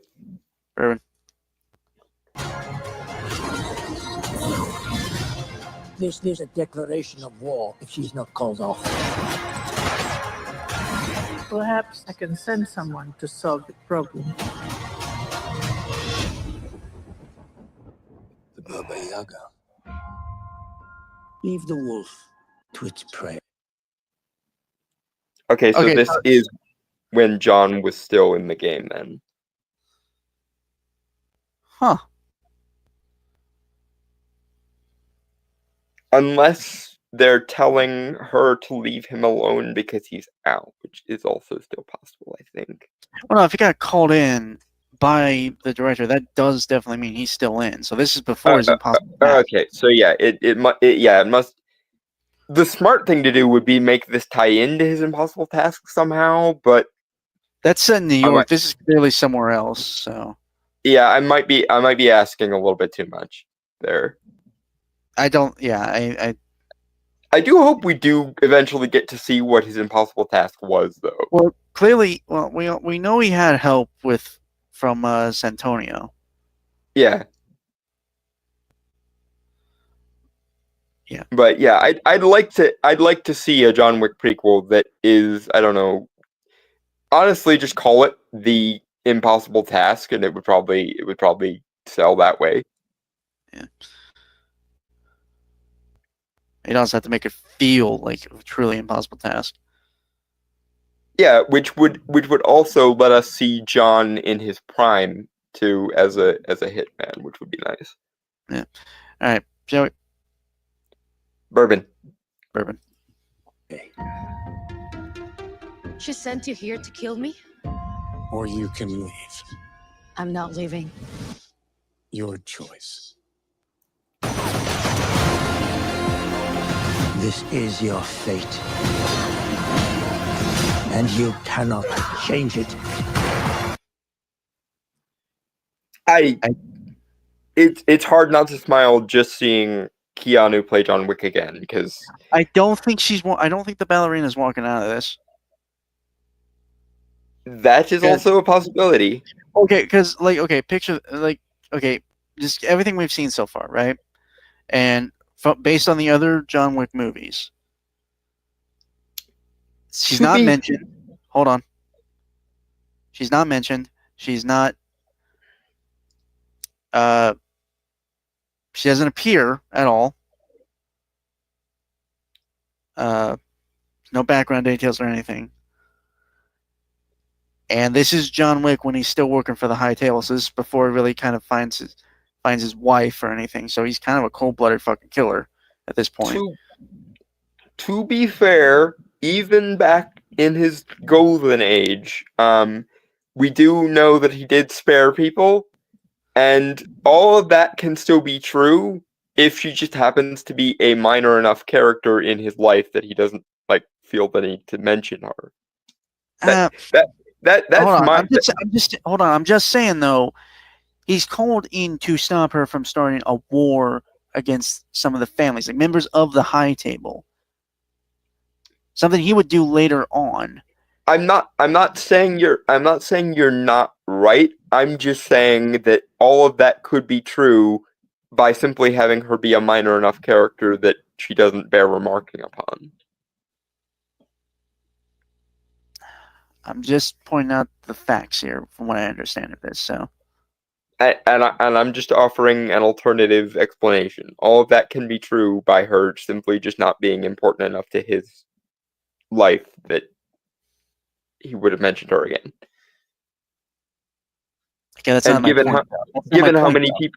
Given how many people John has done for in his time, it doesn't just mean that he'd have to see everyone he's ever spared again at some point or something. I don't know. It seems like she's stirring a lot of trouble. Stuff that John Wick himself would do years later. And he's calling in specifically to handle her. And also, hold on. Let me make a point. And how the world of John Wick has worked is there is a lot of tragedy. Right. So it does fit within everything that we've seen of the world of John Wick. That she could die by John's hand. That's my theory. It could be or it could not be true, okay? I'm just pointing out that a much simpler part of this, which would allow John to still be a sympathetic character here, is they fight and he ends up sparing her because he respects her. It just so happens that, like the thousands of other people John has killed or not killed, she isn't enough of a blip on his personal radar to bear remarking upon again. I respect you, but I think you might be thinking too much with a storyteller's brain here, and you might be setting yourself up for disappointment when it turns out that the only reason she doesn't show up again is just because she's too much of a bit player to bear remarking upon again. No, fuck you, I'm right. I'm telling you, he's going to spare her so that he still looks sympathetic, and the reason she doesn't show up again is just because she was too much of a minor character in his life to bear remarking upon again. Because I don't think he would. I doubt they will tarnish John's character by having him not spare her. He's an assassin. How? Whatever. Yeah, but he's also demonstrated a willing capacity to spare people in the past, including but not limited to the Bowery guy, who isn't exactly the most likable or moral person in the universe. So there. I don't know, man. It's just how everything seems set up. It legitimately does seem like this character will die. Okay. And I'm just telling you, you might be looking at this through storyteller's eyes when it's a story. How else would I not? But again, you are assuming that everyone in Hollywood thinks the way you think, and unfortunately, I'm not saying it wouldn't be better if Hollywood storytellers in general thought more the way you think, but I genuinely think they're going to maintain the minorness of this story, or the spin-off nature of this story, by having him spare her, thus maintaining his sympathetic bona fides, but also have her be just another person he's spared because he does still have standards. I don't know, because man. John we're not going to convince each other. We both know this. DT, please weigh in. I'm curious what your perspective is on this as a relatively neutral observer here. If DT is even still here. Or that the writers just forgot about that and are writing themselves into a hole. I think we're whatever we may think, I think we're both in agreement that DT's being a little bit of a pessimist there. But as DT is very much want to do. But I think he's closer in leaning to my way of thinking than yours generally.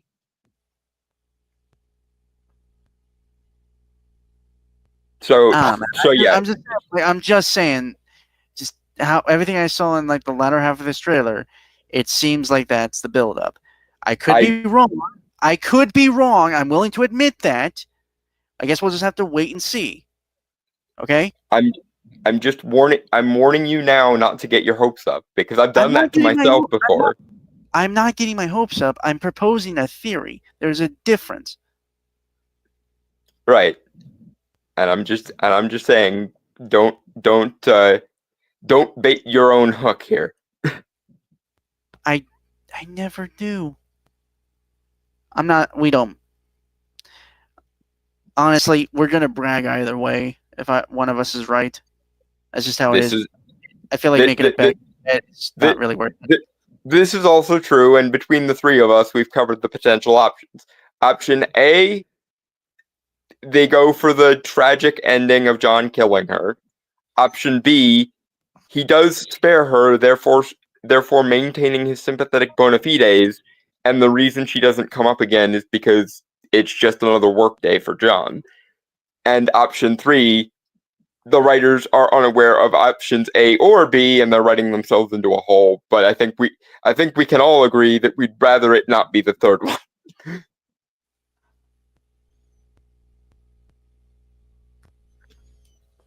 All right.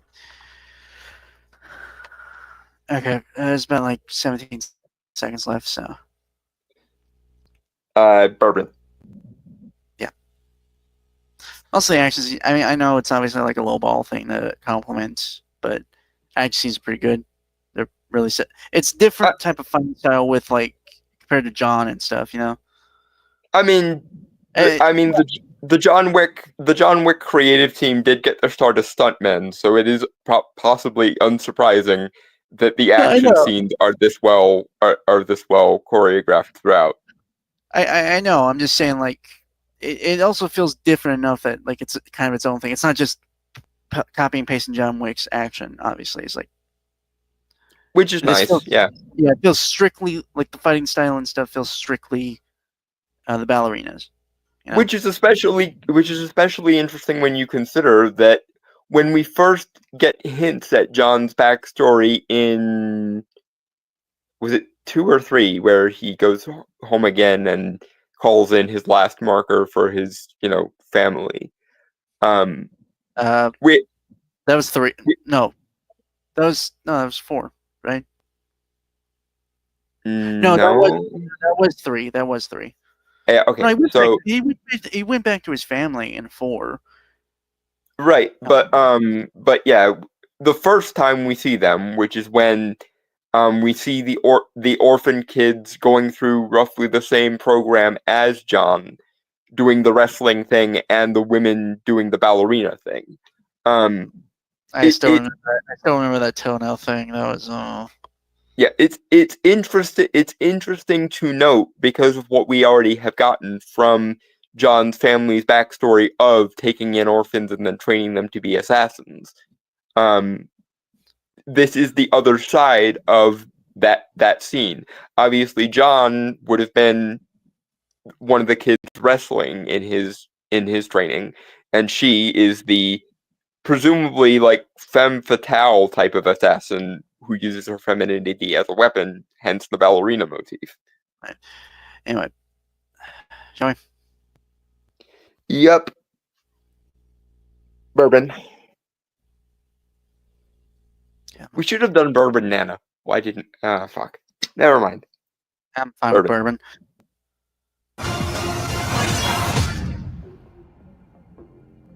Rules. And consequences.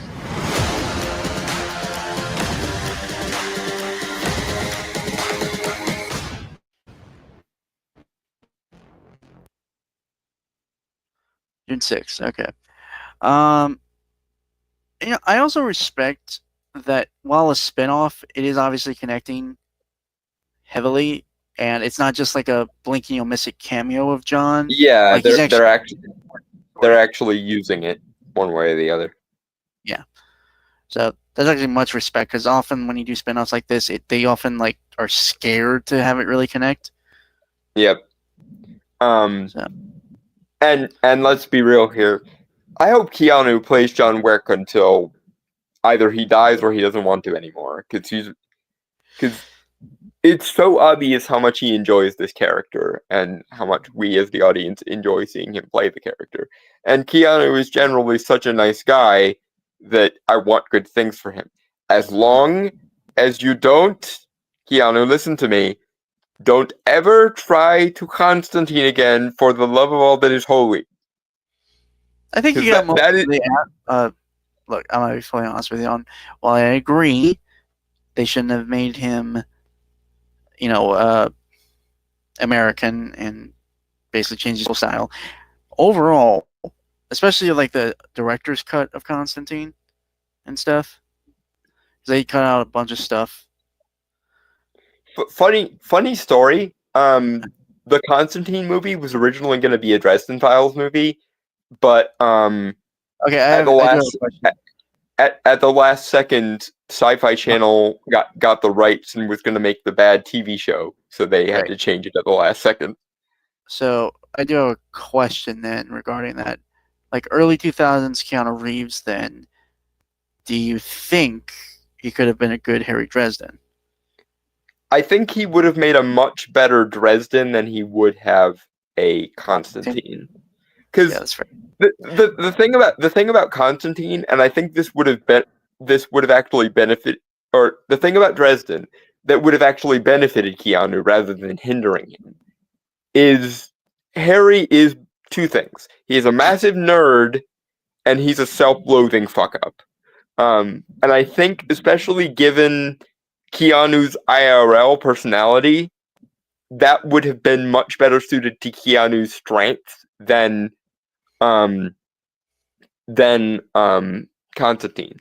Especially because Harry occasionally will go out of his way to try and seem badass, and it will backfire on him because it'll make him look like a bit of a cringe poser. And for Keanu Reeves, the same guy who played both Neo from the Matrix and I can't remember if he was Bill or Ted from Bill and Ted. yeah, I was having that same moment of like, yeah, because I think he was Ted. Harry Dresden honestly falls somewhere between Neo and Ted. Well, actually, funny enough, the first Matrix film, Neo was a little more expressive. Yeah. Before the residual self-image thing, once he unlocked his powers and stuff. But yeah, I honestly think that had he played Harry Dresden instead of John Constantine, one, we would have been spared the terrible 2004 Dresden Files show, and two, I actually think I would have gotten into Dresden Files a lot sooner had he played a version of Harry Dresden instead of John Constantine. You know what's weird? At the time, because James Marsden, no, not James Marsden, Marsters, thank you. A lot of James in Hollywood. I don't was young enough he could have also played Harry in live action. Yes, I know. Well, yeah, because yeah. That was what, like 3 years after Buffy ended. I don't know if he would still have been working in Angel, despite at the time. I think they didn't end at the same time. The later seasons of Angel happened after the end of Buffy. Okay, fair enough. But Marsters could have easily played Harry in live action if the non-Constantine movie had actually been a Dresden Files movie like it was originally intended to be. All right. Anyway, what was I going to say? Well, okay, just for time's sake, and I actually have to get to bed because I have to get up at 6:45. Oh shit! Fuck all that noise, and I feel really bad for you now. Sorry. I'm an early riser anyway, man. Okay, you're the weirdo. Fair enough. I am both by nature and by inclination a creature of the night. TM. Lol. Was you gonna be sucking blood, Dracula? Anyway, with that, folks, smelling it maybe, but not drinking it yet. It's shit like that makes me really scared of you, man. I know. Or no, weirded out, not scared. Weirded out. Anyway, with that, folks, I want to say, because rest assured, no matter what my inclinations are, you are one of the people that I will spare if I ever go full Castlevania Dracula. With that, folks, I want to say goodbye, adios, aloha, avideze, sayonara, peace, cheers, and shalom. Keep out of Constantine, Keanu, and fuck off.